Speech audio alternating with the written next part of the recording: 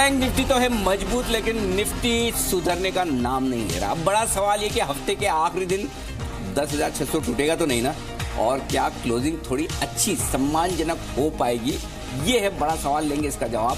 Final trade में आप सबका स्वागत है। नमस्कार, मैं हूं अनिल सिंघवी और मैं हूं डिम्पी कालरा। खैर, एक बार फटाफट से ये समझ लेते हैं कि आज इस 1.5 घंटे के अंदर क्या क्या होगा, आपके सामने क्या क्या रखा जाएगा, और उसके बाद इस लगातार चर्चा को हम आगे बढ़ाएंगे, जो कि उससे पहले एनआईटी टेक के रिजल्ट्स आ चुके हैं, वो फटाफट एक बार डिम्पी बता दिया जाए, क्योंकि मुनाफा तेजी से घटा है। यहाँ पर जो आंकड़े आ रहे हैं, पहले आंकड़े वो कमजोरी की तरफ इशारा कर रहे हैं, लेकिन याद रहे स्टॉक पहले से कमजोर हो चुका है। 47 करोड़ के मुनाफे का आंकड़ा मेरे सामने नजर आ रहा है। 110 करोड़ से घटकर 47 करोड़ का आंकड़ा आता हुआ दिख रहा है मुनाफे का एनआईटी टेक का। आय 745 करोड़ से बढ़कर 789 करोड़ बढ़ी है। आय घटी नहीं है, आय बढ़कर आई है, लेकिन मुनाफे का आंकड़ा आया है थोड़ा नीचे, लेकिन स्टॉक ऑलरेडी कमजोर हो चुका है। फटाफट बंसल जी हमारे साथ है। इससे पहले कि स्टॉक बड़ा रिएक्शन दे, Bansal ji support level, resistance level जल्दी बता दीजिए। अनिल जी, बड़ा सपोर्ट 997 के लेवल्स पर है, जो आज का लो है, जो आज के लोज के अराउंड का, और इसके नीचे सस्टेन करता है तो अनिल जी दिक्कत यहां देखने को मिलेगी। और रेजिस्टेंस की बात करें तो ऊपर में रेजिस्टेंस काफी दूर आता है, 1080 के अराउंड रेजिस्टेंस आता है, बट लेवल जो वॉच करने का है वो नीचे में 997 998 के लेवल्स पर नजर रखनी चाहिए। अगर इन लेवल्स के नीचे डिसाइसिवली निकल के टिकता है और क्लोजिंग देता है तो दिक्कत देखने को मिलेगी यहाँ पर। चले ठीक है, तो ये नंबर्स आपके सामने हो गए, लेकिन जो आपके सामने हम बात रख रहे थे वो यही थी कि पहले तो 2:05 पे अगले हफ्ते के ट्रिगर्स होंगे, ये आप समझ लीजिएगा। 2:10 पे ICICI bank, Exide, Tata Motors, माफ कीजिए टाटा केमिकल्स, नतीजे इनके आएंगे, तो इसको जरा जानेंगे कि इनके नतीजे क्या कह रहे हैं। 2:20 पे कम्युनिटी मार्केट का एक चेक लिया जाएगा। 2:30 बजे से 1 घंटे की जो आखिरी रणनीति होगी वो आपके सामने होगी, स्पेशली बैंक निफ्टी जो आज मजबूत खड़ा है, लेकिन निफ्टी कमजोर है। 650 के नीचे आज ज्यादातर समय उसने निकाला। समझेंगे कि क्या करना चाहिए, कैसे 25-30 पॉइंट और मिलेंगे। और करीब 2:45 बजे दिग्गज एक्सपर्ट्स की बीटीएसटी कॉल्स हम आपके सामने उतारेंगे, और 2:55 पे नतीजों पर एनआईटी टेक की मैनेजमेंट से भी करेंगे बातचीत। जो भी नंबर्स आए हैं उस पर मैनेजमेंट की बातचीत भी होगी, और 3:30 बजे एक्शन खत्म नहीं होगा, उसके बाद मार्केट तो क्लोज हो जाएगा, लेकिन मस्ती ऑन हो जाएगी। तो आपने तो बाजार के बाद का भी एक्शन बता दिया। बिल्कुल इंतजार तो है ना आपको? बिल्कुल इंतजार है। आपने सुबह से बोला है कि एक ऐसी कोई आने वाला है जिसका आपको आने वाली है जिसका इंतजार करना है। मैं तो सुबह से एक्चुअली मेरा तो मन ही नहीं लग रहा आज मार्केट में। मार्केट में मन नहीं लगता, वैसे ही कमजोर मार्केट। आपका मन नहीं लग रहा तो मार्केट का हाल देखिए क्या हो रहा है। तो चलिए, डिम्पी का मूड अभी थोड़ा सा इंतजार वाला है, लेकिन इंतजार खत्म होने वाला है। लेकिन डिम्पी बस सिर्फ अगला 1.5 घंटा मूड बना के काम करना है, उसके बाद देखिए आपका वीकेंड बहुत बेहतरीन होने वाला है। लेकिन बता दें इस वक्त बाजार की बड़ी बातें क्या कुछ है। ज्यादातर समय निफ्टी लाल निशान में ही रहा है और 10,650 के नीचे ही रहा है, तो गिरावट तो है, लेकिन बैंक निफ्टी में गिरावट नहीं है। निफ्टी के मुकाबले में बैंक निफ्टी ज्यादा बेहतर, ज्यादा मजबूत होता हुआ दिख रहा है, और अब बैंक निफ्टी हरे निशान में भी लौट चुका है। प्रीमियम 60 अंकों की है, जो कम हुई है, 106 अंकों से घटकर बैंक निफ्टी की प्रीमियम 60 अंकों की रह गई। तो फ्यूचर्स वालों को थोड़ा सा मूड खराब होगा क्योंकि प्रीमियम कम हुई है, लेकिन कैश मार्केट में बैंक निफ्टी में खरीदारी बरकरार है। इंडिया विक्स 2% बढ़ा है, 13 पॉइंट के पार निकलता हुआ दिख रहा है, और मजेलो शेयरों में शुरुआती बढ़त हुई, फिर गिरावट, थोड़ा उठापटक, ये सब कुछ चल ही रहा है। लेकिन एक इंटरेस्टिंग चीज ये है कि वो ज्यादातर सेक्टर सब लाल निशान में कारोबार करते हुए दिख रहे हैं, बैंकिंग शेयरों के, एनबीएफसी शेयरों के अलावा। ये थोड़ी सी चिंता की बात है इस वक्त। ये है मार्केट की चिंताएं, और से 5 बड़ी बातें। खैर, अब आगे बढ़ते हैं और आज के मेहमानों को भी अपने साथ जोड़ लेते हैं। राकेश बंसल मेरे साथ स्टूडियोज में जुड़ चुके हैं, आरके ग्लोबल के।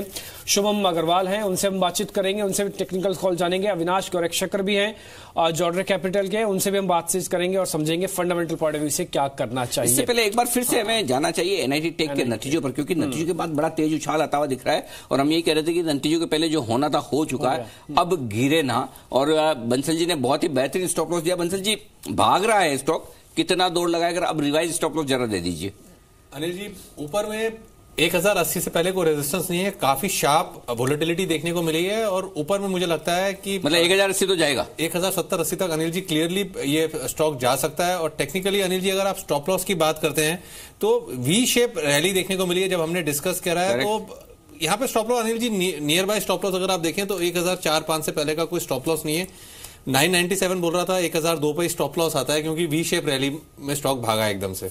और सीधा 1080 पे रुकेगा, बीच में कोई ब्रेक ही नहीं है। नहीं अनिल जी, क्योंकि अगर आप सुबह से देखें तो सुबह से स्टॉक ने एक वर्टिकल डिक्लाइन दिखाया था 1050 के लेवल से, 1056 के लेवल से, तो टेक्निकली 1040, 45, 50 तक इजीली जा सकता है। चलिए 1050 तक तो पहला है ही, और तो आते ही नजर है 1045 तो हो गया। मैं तो फ्यूचर देखता हूँ। अच्छा, भागे जा रहे हैं। 40 तो अनिल जी कैश में भी हो गया, 38-40। ओह, चलिए अभी बहुत जल्दी एनआईटी टेक के टॉप मैनेजमेंट हमारे साथ जुड़ेंगे, ठाकुर साहब, उनसे बातचीत हम करेंगे, पूछेंगे नतीजों के बारे में भी। लेकिन उससे पहले हमारी रिसर्च टीम से पूछने का वक्त है। हाँ बिल्कुल, संदीप बताएंगे इवेंट्स अगले हफ्ते की और सोमवार की भी।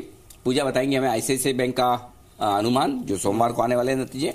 सोमवार को या कल आने पूजा? सोमवार को आ रहे। बहुत बार तो ऐसा ही होता है कि वो सैटरडे को दे देते हैं। लास्ट एचडीएफसी बैंक ने ऐसा किया था, रिजल्ट आ गए थे। और अंचल बताने वाले हैं 2 मिड कैप कंपनियों के नतीजों के बारे में, एक्साइड और टाटा केमिकल्स। बिल्कुल, तो शुरुआत पहले इवेंट्स ही कर लेते हैं। संदीप से समझते हैं कि पहले इवेंट्स क्या हफ्ते भर के। संदीप बताएं जरा। देखिए डिम्पी, अगला हफ्ता शुरू होने से पहले आज शाम कुछ ऐसे आउटकम्स आएंगे इवेंट्स के, जिसके आपको कीनली ध्यान रखना होगा। पहले तो यूएस में अप्रैल के रोजगार के आंकड़े आएंगे। ये इसलिए इंपॉर्टेंट है क्योंकि अगली जो फेड की बैठक है वो इन नंबर्स को काफ़ी ध्यान से वॉच करेगी। अगर रोजगार और तेज़ी से बढ़ता है यूएस में, तो फिर दरें बढ़ने की संभावना यहाँ पे तेज़ होती हुई दिखेगी। यूएस और चीन के बीच में तो जो ट्रेड वॉर को लेकर बातचीत है, आज का दूसरा दिन है, वहाँ से क्या आउटकम आता है वो तो इंपॉर्टेंट है ही है। लेकिन यूएस और जर्मनी के बीच में भी इससे ट्रेड वॉर से जुड़ी हुई बातचीत होगी। एंजेला मर्केल जो कि जर्मन चांसलर है, वो आज ट्रंप से मुलाकात करेंगी, तो उस बैठक का क्या आउटकम आता है इसके ऊपर भी बाजार काफ़ी ज़्यादा फोकस करेगा। वीकेंड में कोई बैंक का स्टॉक तो अपने नंबर्स नहीं देगा, लेकिन डी मार्ट, ये बड़ी कंपनी जिसके नंबर्स आएंगे कल, और जेपी पावर, इसके भी नंबर्स आएंगे। और 6 तारीख यानी कि संडे को इंटेलेक्ट डिज़ाइन के नंबर्स आने हैं। 7 तारीख काफ़ी इंपॉर्टेंट है, पूजा के पास पूरी डिटेल्स हैं। आईसीआईसीआई बैंक के नंबर्स आएंगे, कैसे नंबर्स रह सकते हैं वो बताएंगी। एफएनओ में अगर आप ध्यान रखिए तो एक एक्साइड और दूसरा टाटा केमिकल्स, इसके नंबर सोमवार को आएंगे। और सोमवार को कैश मार्केट में देखें तो काफ़ी लंबी लिस्ट है जिसके नंबर्स आते हुए दिखेंगे। टाटा ग्रुप के कई स्टॉक्स हैं जिनके नंबर्स आएंगे। टाटा कॉफ़ी है, टाटा इन्वेस्टमेंट है, इसके अलावा कुछ और जो ट्रेडर्स फेवरेट काउंटर्स है उसमें फर्स्ट सोर्स है, फाइजर है, साथ ही साथ तलवर्कस है, विजय बैंक, जी लर्न, ट्यूब इन्वेस्टमेंट, ये कुछ ऐसे स्टॉक हैं जिनके नंबर आते हुए दिखेंगे। अगले हफ्ते में अगर आप बाकी दिनों की बात करें तो एक ट्रेडर फेवरेट काउंटर है जुबलेंट फूड वर्क्स, इसके नतीजे 8 तारीख को आएंगे। और 9 तारीख को अवंती फीड्स की बोर्ड बैठक है। नतीजों पे तो फोकस होगा, लेकिन उसके साथ साथ एक स्टॉक स्प्लिट और उसके साथ साथ बोनस इशू के ऊपर भी कंपनी विचार करेगी। और आयशर मोटर और ओबीसी के नतीजों पर भी आपको ध्यान देना होगा। 10 मई काफ़ी इंपॉर्टेंट है, कई टाइम से इंतजार है इस दिन का, क्योंकि 40s की बोर्ड बैठक है। जो बोलियां हैं पांचों, उसके ऊपर बोर्ड विचार करता हुआ दिखेगा। उसका क्या आउटकम आता है काफ़ी इंपॉर्टेंट होगा। और नंबर्स के लिहाज से कुछ बड़ी कंपनियां आपको बता दूं, एक तो जी एंटरटेनमेंट, टाइटन, ये निफ्टी की कंपनियां हैं, और इसके अलावा एशियन पेंट्स और यूनियन बैंक के नतीजे आने हैं। 11 तारीख को शुक्रवार को एक तो मार्च के IIP के आंकड़े आएंगे और CPI महंगाई के भी आंकड़े आएंगे, तो अप्रैल महीने के, उसके ऊपर आपको ध्यान देना है। और नतीजों के लिहाज से Tata global, Allahabad bank, Canara bank और देना bank, 3 mid cap PSU banks हैं, इनके नंबर्स आएंगे, इसके ऊपर आपको ध्यान देना है। और अगले हफ्ते शनिवार का दिन काफ़ी इंपॉर्टेंट है डिम्पी, 12 तारीख को कर्नाटक में चुनाव होने वाले हैं, तो उससे कहीं ना कहीं शेयर मार्केट्स में जो गर्मी है वो कहीं ना कहीं बढ़ती हुई दिखेगी। ओके, तो ये तमाम इवेंट्स हैं, तो अगला हफ्ता भी बड़ा एक्शन भरा रहने वाला है, पूरी तैयारी कर लेनी चाहिए। और उस एक्शन की शुरुआत होगी सोमवार से आईसीआईसीआई बैंक के नतीजों के साथ। लेकिन इस समय एक एक्शन की शुरुआत हो चुकी है एनआईटी नंबर्स के साथ। एक बार एनआईटी टेक का वापस देख लीजिए, कैश में 46 हो गया। क्या भाव था बंसल जी जब मैंने पूछा आपको रिजल्ट पे? अनिल जी उस समय तो कुछ 1000 कुछ के आसपास शुरू में चल रहा था, 1010-12 था, 10-12 के आसपास चल रहा था। और हाँ, 1003 मैंने कैश में भाव देखा था, तभी इसलिए मैं बोला था कि आप 5-7 रुपए का नीचे का स्टॉप लॉस दे रहे हैं, करेक्ट। और उसके बाद 1020-25 के आसपास दोबारा बात हुई थी। इसलिए जब ये है हमारी प्रायोरिटी यही है, सबसे पहले काम ही है कि स्क्रीन का एक्शन ना छूटे। नहीं तो अगर हम वो शिष्टाचार में रहते हैं कि अभी डिम्पी जी बोल रहे हैं कि आज की इवेंट्स क्या है, शो का फ्लो क्या है, उसके लिए हम इंतजार करते तो लोगों का छूट जाता। तो जहां हमारा स्क्रीन का एक्शन है पहले वो बता दें, बाकी काम तो बाद में भी हो सकते हैं।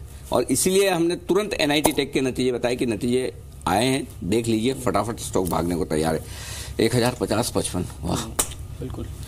तो चलिए आईसीआईसीआई बैंक, पूजा जी अच्छे नंबर्स आएंगे कि स्टॉक तो ठंडा सा दिख रहा है? नहीं, आईसीआईसीआई बैंक से भी कुछ अच्छे नंबर्स एक्सपेक्टेड नहीं है, हाल कुछ एक्सिस बैंक जैसा ही है। लेकिन एक्सिस बैंक में एक इवेंट था, मैनेजमेंट चेंज हो रहा था, तो उसको लेकर जितनी भी रिकॉग्नाइज करना था एनपीएस को एक्सिस बैंक कर चुका है।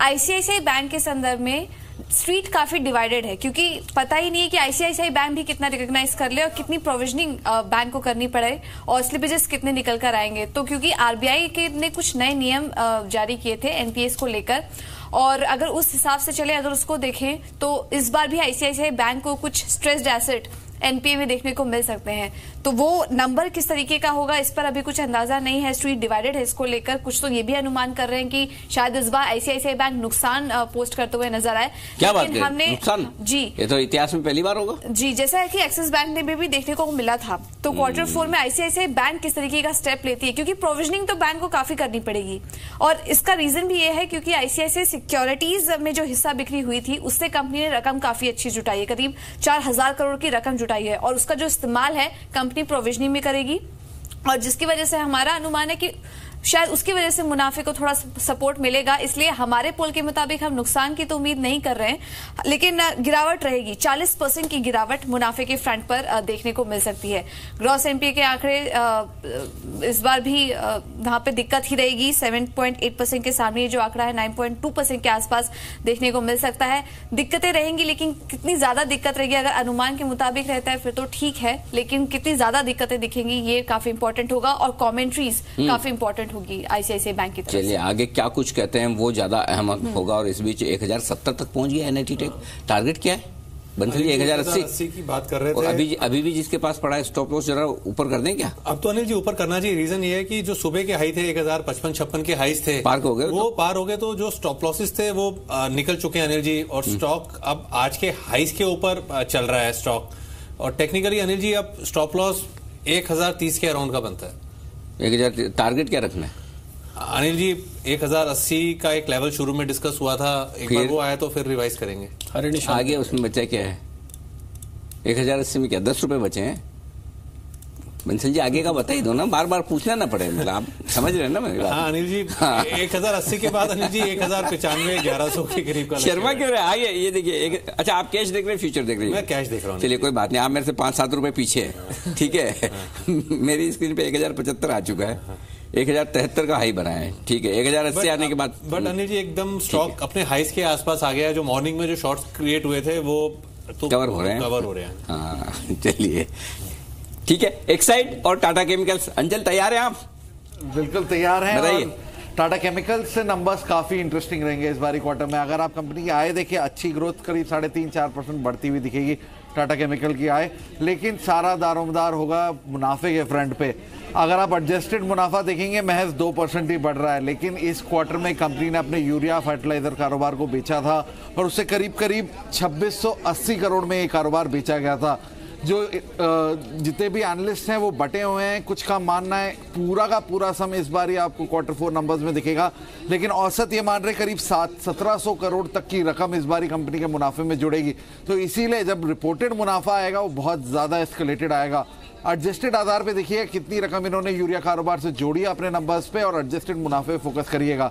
जहां तक रही बात मार्जिन की, ऑलमोस्ट 4% की बढ़त मार्जिन में आ सकती है, बिकॉज यूरिया कारोबार पे खर्च बहुत ज्यादा था, वो हटने की वजह से कंपनी के मार्जिन वापस से रोबस्ट होते हुए दिखेंगे। दूसरी और एक्साइड इंडस्ट्रीज की बात करें, फ्लैट टू पॉजिटिव नंबर्स की उम्मीद की जा रही है, स्पेशली मुनाफे के फ्रंट पे। आय 22% जरूर बढ़ती हुई दिख रही है, लेकिन एबिटा फ्रंट पे 22% की बढ़त का अनुमान है। मार्जिन जो है वो स्लाइटली करीब 0.5% तक गिरते हुए दिखेंगे। मुनाफे के फ्रंट पे से महज 11% ही बढ़त रह जाएगी, और उसका सबसे बड़ा कारण है कंपनी का टैक्स पेमेंट्स, और साथ ही जो ये इन्होंने अपना हाल ही में जो इंश्योरेंस कारोबार शुरू किया वहाँ पे कमीशन पेमेंट्स और बाकी पेमेंट्स को लेके वो थोड़ा प्रेशर डाल सकते हैं इनके प्रॉफिट पे। नेट नंबर्स इंप्रूव होंगे, लेकिन सारा दारोमदार रहेगा जो इंश्योरेंस कारोबार है वहाँ पे कैसे कमीशन और परफॉर्मेंस रहती है। ये तो टाटा केमिकल और एक्साइड दो बेहतरीन मिड कैप्स, और इनके नतीजों का रहेगा इंतजार, इंटरेस्टिंग रहेंगे नतीजे। तो चलिए अब फोकस करते हैं इन तमाम स्टॉक्स। एनआईटी अब 1080-82 का हाई बना चुका, तो एफएनओ में तो टारगेट अचीव हो चुके हैं। आपके हो गए कैश के टारगेट अचीव? 8 रुपए, ऑलमोस्ट 8 रुपए का फर्क है। ऑलमोस्ट आप फ्यूचर को देखा करो, जल्दी टारगेट अचीव हो जाता है। देखिए हमारे 1082-25 का हाई है। Anyway Bansal ji great call, very nice. इसलिए सही वक्त पर जो चीज पकड़ में आ जाए ना वो ज्यादा ठीक है। 1005-10 का भाव था और वहां से देखिए नॉन स्टॉप 60-70 रुपए मिल गए, और क्या चाहिए रिजल्ट्स में के पहले आपको एक अच्छा ट्रेड मिल जाए, बढ़िया बात है। आइए अब बढ़ते आगे। एक स्टॉक जिसने यू टर्न ले लिया है सुबह बेहद कमजोर था, गिरा भी, हमने स्पॉट भी किया था, उसके बाद स्टॉक टूटा भी 8-10 रुपए, लेकिन उसके बाद से रिकवरी दिखा रहा है IGL। और बंसल साहब जरा इसका माहौल देखिए क्या है, ये फिर से गिरने के लिए बढ़ रहा है या अपना करेक्शन पूरा करके ऊपर जाना चाहता है? स्टॉक में अगर किसी की शॉर्ट पोजीशन है तो स्टॉप लॉस क्या होना चाहिए, सब कुछ बता दीजिए इसके बारे में। देखिए अनिल जी, ये इसका टेक्निकल स्ट्रक्चर खराब है। इनफैक्ट इस स्टॉक ने कल के सत्र में 277, 278 के नीचे एक बड़ा ब्रेकडाउन दिखाया था। टेक्निकली ये एक पुल बैक लगता है और टेक्निकली 281 का स्टॉप लॉस बैठता है। इसके ऊपर निकले तभी तेजी करनी चाहिए। एल सेलॉन रैली वाला स्टॉक है। इस स्पेस से दोनों स्टॉक्स MGL और IGL दोनों नेगेटिव बायस के साथ ट्रेड कर रहे हैं। 281 के ऊपर निकले तब मंदी को काटना चाहिए और तब तेजी शुरू करनी चाहिए। ठीक है, इस बीच कार्बोरेंडम के भी नंबर्स आ गए हैं। ये 658 करोड़ का जो अनुमान था उसके मुकाबले इनकी जो आय आई है वो 650 करोड़ है, यानी आय जितनी अनुमान था उसके मुताबिक ही है। करीब ₹1.25 का एक डिविडेंड भी आया। कार्बोरेंडम काफी तेजी से ऊपर आते हुए। रही बात इनके प्रॉफिट्स की तो 63.3 करोड़ का प्रॉफिट चाहिए था, आया करीब 65 करोड़ रुपए के आसपास है। तो ठीक है, इन लाइन ही कह सकते हैं, ज्यादा मिस नहीं हुआ, ज्यादा गेन भी नहीं हुआ और एक रेंज में फिलहाल अभी कार्बोरेंडम ट्रेड करते हुए 1 से 1.25% तक की तेजी है। कुछ एक्स्ट्रॉर्डनरी दिख रहा है चार्ट पे, तो आप एक बार राकेश जी देख सकते हैं। कार्बोरेंडम टेक्निकल स्ट्रक्चर काफी अच्छा है और स्टॉक को रैली लेनी चाहिए थी। अभी तक वो रैली स्टॉक में बन नहीं रही है, तो बन सकती है अनिल डिम्पी जी। 357 का एक स्टॉप लॉस है और टेक्निकली ऊपर में 377, 378 के ऊपर के निकलता है तो 395 के लेवल्स यहां देखने को मिल सकते हैं। तो पहला टारगेट 378, फिर दूसरा 391 और आप स्टॉप लॉस दे रहे हैं 367। ठीक है, नंबर्स आपके सामने। 378 वाले टारगेट के तो हम बेहद करीब आ गए, 74 हो चुका है। अब ये 78 पार होगा तो फिर 91 होगा। ठीक है, आपके सामने पूरी रणनीति है जिसपे आप एक बार देख सकते हैं। नंबर्स आपके सामने है। चलिए आगे बढ़ते हैं, कुछ एक और ट्रेड, कुछ एक और मोमेंटम एक बार समझ लेते हैं कि बाजार के अंदर एक्चुअली इस समय हो क्या रहा है। अगर आप मार्केट में देखेंगे तो अनिल जी, आज वैसे तो सभी सेक्टर मार्केट चल रहा है, हो क्या रहा है, मार्केट फर्स्ट क्लास चल रहा है डिम्पी, एकदम बढ़िया। देखिए निचले स्तर से रिकवरी देने की कोशिश भी कर रहा है, 10,600 को होल्ड नहीं कर रहा है। सबसे बढ़िया बात है कि बैंक निफ्टी 25,600 के ऊपर टिकने में कामयाब है। बैंक निफ्टी कमजोर नहीं हो रहा, सबसे बढ़िया बात है। बैंक निफ्टी नहीं हो रहा है। सुबह भी यही बात हो रही थी कि बैंक निफ्टी अलग होगा, निफ्टी अलग होगा। हालांकि निफ्टी सेंसेक्स डबल सेंचुरी मार चुका है नीचे की तरफ। हाँ। और बैंक निफ्टी देखिए अभी भी हरे निशान में है, तो इससे बढ़िया क्या बात है। क्या ये हो क्या रहा है अनिल जी? जैसे वो होता है ना लॉन्ग जंप के लिए, मुझे लगता है कि नीचे में जो डिप आ रहा है निफ्टी के अंदर वो एक खरीदारी का। लॉन्ग जंप के लिए मतलब क्या? पीछे जाते हैं ना, पीछे जाते, पीछे से भागते हुए आते हैं। अच्छा, जो मेलकम मार्शल बॉलिंग करते थे पहले, रनअप लेने पीछे जाते हैं, जितना पीछे से रनअप लेंगे उतनी फास्ट बॉल डाल पाएंगे। फास्ट बॉल डाल, वैसे ही कुछ मामला है। बिल्कुल ऐसा ही लगता है मेरे को अनिल जी। और दूसरा, जैसे 2 स्टॉक्स जो डिस्कस करे, एक्साइड जिसके नतीजे हैं सोमवार को, ये भी एक बड़े ब्रेकआउट की तैयारी कर रहा है। एक बार 250 के ऊपर सस्टेन करेगा तो यहाँ पर भी एक बड़ा अभी कितना चल रहा है? 249 के अराउंड चल रहा है अनिल जी। यहाँ पर 2-3 बार इन्हीं स्तरों पे घूम रहा है, बट एक बड़ा री रेटिंग का कैंडिडेट है। और दूसरा जो स्टॉक मुझे नतीजों के लिहाज से अच्छा लगता है वो फर्स्ट सोर्स। पहली बार हिस्ट्री में आप देखें तो 60 रुपए के ऊपर अनिल जी टिका हुआ और पहली बार इनका डिविडेंड के लिए अनाउंसमेंट आएगी। They might consider dividend. अच्छा, फर्स्ट टाइम देंगे? First time. अगर माइट कंसिडर में मतलब कि 99% प्रोबेबिलिटी है कि डिविडेंड आएगा, और डिविडेंड आता है तो काफी बड़ी री रेटिंग मुझे लगता है यहाँ भी देखने को मिलेगी। बात तो सही है आपकी। और स्टॉक क्या भागा है मेरे ख्याल से, ये पिछले 3 महीने में लगभग 40 से 60 हुआ है। जरा लंबा चार्ट दिखाइए। फरवरी से अनिल जी, फरवरी से ना, बजट के बाद से उस मंदी में ये स्टॉक ने एक अच्छा, मेरे को मालूम 40-42 पे आके थक जाता था, दम तोड़ देता था बेचारा, 45 के पार कभी निकल नहीं पाता था। लेकिन जब निकला तो फिर इसने रुकने का नाम नहीं। ये देख लीजिए, एग्जैक्टली 40 से चला है, 38-40 से, बिल्कुल फर्स्ट क्लास। यानी कि कितना 50% रिटर्न आ गए 2-2.5 महीने में। हाँ अनिल जी, और काफी बड़ी री रेटिंग, अगर डिविडेंड और नतीजे अच्छे आते हैं तो काफी बड़ी री रेटिंग यहाँ भी देखने को मिलेगी। रिजल्ट, डिविडेंड और रिजल्ट तो वैसे भी मिड कैप कंपनियों के, IT कंपनियों के अच्छे तो आ ही रहे हैं। और ऊपर से जो बंसल साहब ने डिविडेंड की बात कह दी वो थोड़ी इंटरेस्टिंग है। चलिए कमोडिटीज का हाल भी देख लिया जाए। वैसे तो कुछ है नहीं इनके पास ज्यादा एक्शन, कुछ आया है? बिल्कुल एक्शन की कमी है। हफ्ते का आखिरी कारोबारी दिन है, लेकिन एक अच्छी बात है अनिल जी कि एक्शन की कमी है, बाजार लाल निशान में है। लेकिन लाल निशान में भी कहां पर कमाई के मौके बन रहे हैं दोपहर के कारोबार में, ये हम बताने जा रहे हैं अपने दर्शकों को। और इस पर बातचीत करने के लिए हमारे साथ अमित सजेजा हैं, मोतीलाल ओसवाल कमोडिटी के मुंबई से हमारे साथ जुड़े हैं। अमित, स्वागत है आपका। और गोल्ड और सिल्वर का मार्केट आज शुरुआती दौर से ही दबाव में ट्रेड कर रहा है। आज शाम को अमेरिका में रोजगार के आंकड़े आने हैं और माना यह जा रहा है कि ये आंकड़े बेहतर हो सकते हैं। तो ऐसे में आपको लगता है कि आज शॉर्ट करके ही मुनाफा कमाया जाए? अमित? आई थिंक डेफिनेटली देखिए गोल्ड एंड सिल्वर में ये एक चीज तो प्रेशराइज करके रखी है कि यूएस के डेटा अच्छे आ रहे हैं, डॉलर इंडेक्स बढ़ रहा है, बट कहीं ना कहीं 30,900 के रीजन में मुझे सपोर्ट भी अच्छा स्ट्रॉन्ग दिख रहा है, तो यहाँ पर शॉर्ट की सलाह नहीं दूंगा। इनफैक्ट बाय किया जा सकता है गोल्ड। अपसाइड में 31,200 250 मिले तो वहाँ एक बार सोचा जा सकता है शॉर्ट करने के लिए। ओके, 31,250 आप कह रहे हैं? हाँ जी। ओके, तो करीब 250, हाँ करीब 250 रुपए अगर ऊपर जाए तब वहां से शॉर्ट करें, ठीक बात है। सिल्वर में भी यही सिमिलर रणनीति बनाने की राय देंगे आप? जी देखिए सिल्वर भी कहीं ना कहीं 39,000 39,500 जोन में एक स्ट्रॉन्ग सपोर्ट जोन है, तो आई वुड सजेस्ट 39,500 पे बाय किया सकता है स्पेसिफिकली इंट्राडे पर्पस के लिए। 40,000 के करीब जा सकती है prices. Okay, but limited upside होगा। ओके, क्रूड को लेकर के अब आपका क्या आउटलुक है? हालांकि क्रूड का मार्केट बिल्कुल अलर्ट के मोड में है, अमेरिका और ईरान के बीच जो चल रहा है। आज हम एक बड़े ऑयल एक्सपर्ट से हमने बात की और उनका ये कहना है कि अगर अमेरिका प्रतिबंध लगाता है ईरान के ऊपर तो $80 तक ब्रेंट क्रूड का भाव जा सकता है। ऐसे में एमसीएक्स पर क्या टारगेट है आपका? जी देखिए लास्ट टाइम जब सैंक्शंस लगे थे ईरान के ऊपर तो लगभग 1.5 बिलियन बैरल्स पर डे निकल गया था मार्केट से, तो that's a very big thing. And अगर ऐसा हो जाता है डेफिनेटली 80 और $85 तक भी प्राइसेस जा सकती हैं। फिलहाल मैं बुलिश रहना चाहूंगा क्रूड के ऊपर। चलिए आखिरी सवाल आपसे एग्री मार्केट को लेकर और खास करके ग्वार, जहां पर पिछले 3-4 कारोबारी सत्र में करीब 10% की गिरावट आ चुकी है और दिलचस्प है कि फंडामेंटल के मोर्चे पर कोई बदलाव नहीं आया है। ऐसे में ये गिरावट सवाल खड़े करते हैं। इसको लेकर हमने एनसीडीएक्स के एमडी से भी पूछा था, कारोबारियों ने कुछ शिकायत की है, लेकिन उसके बाद भी मार्केट संभल नहीं रहा है। अभी भी देखिए करीब 2.25% नीचे है। हालांकि इसमें किसी भी गड़बड़ी की आशंका से इनकार किया है एनसीडीएक्स ने, लेकिन आपको क्या लग रहा है 8100 के नीचे ग्वारगम का जाना ये क्या संकेत है? तेज गिरावट अभी बाकी है? जी देखिए अभी तक रिवाइवल का कोई साइन नहीं है। मेरे हिसाब से मिनिमम 100 रुपए पर क्विंटल और दाम नीचे जा सकता है, जिसके बाद स्टेबिलिटी मिल सकती है। 100 रुपए तक आप कह रहे हैं कि और यहां पर गिरावट की संभावना ग्वार में बनी हुई है। चलिए बहुत बहुत शुक्रिया आपका अमित इस पूरे अपडेट के लिए, बताने के लिए कि बिल्कुल दोपहर के कारोबार में कमोडिटी मार्केट में कहां पर कमाई के मौके बन रहे हैं। तो अनिल जी बाजार लाल निशान में है, लेकिन ग्वार में होता है कि सारा सट्टा वट्टा जो होता है सब ग्वार में होता है? ग्वार में, चने में, कभी कभी सोयाबीन में। एग्री मार्केट में दरअसल ये कुछ भी होता है। हाँ, तो उसकी आशंका बनी रहती है, लेकिन हमारी ये कोशिश रहती है कि जहां भी गड़बड़ी हो उसको तुरंत पकड़ें। जब 2 दिन में 8% नीचे फिसला था, तुरंत हमने एनसीडीएक्स के एमडी का फोन किया, इंटरव्यू किया और उनसे हमने पूछा कि बाजार में फंडामेंटल में कोई बदलाव नहीं आया है, इतनी गिरावट क्यों आई है? तो हालांकि उन्होंने कहा कि नहीं, मार्केट फंडामेंटल के मुताबिक चल रहा है, इसमें कहीं कोई गड़बड़ी नहीं है और एक्सचेंज की पूरी नजर है। पूरा क्या राजस्थान से कंट्रोल होता है? हाँ, राजस्थान बीकानेर सबसे बड़ा उत्पादक राज्य है राजस्थान। बिल्कुल बिल्कुल, बीकानेर, जोधपुर, गंगानगर, ये तमाम ऐसे इलाके हैं। सट्टा होता होगा पक्का। आपको भी सर्किट लगते हैं क्या इनमें? सर्किट वर्किट होता है? बिल्कुल बिल्कुल सर्किट होता है। 4% के 2% के 4% तक के सर्किट। 3% पहला सर्किट, 4% दूसरा सर्किट। बढ़िया।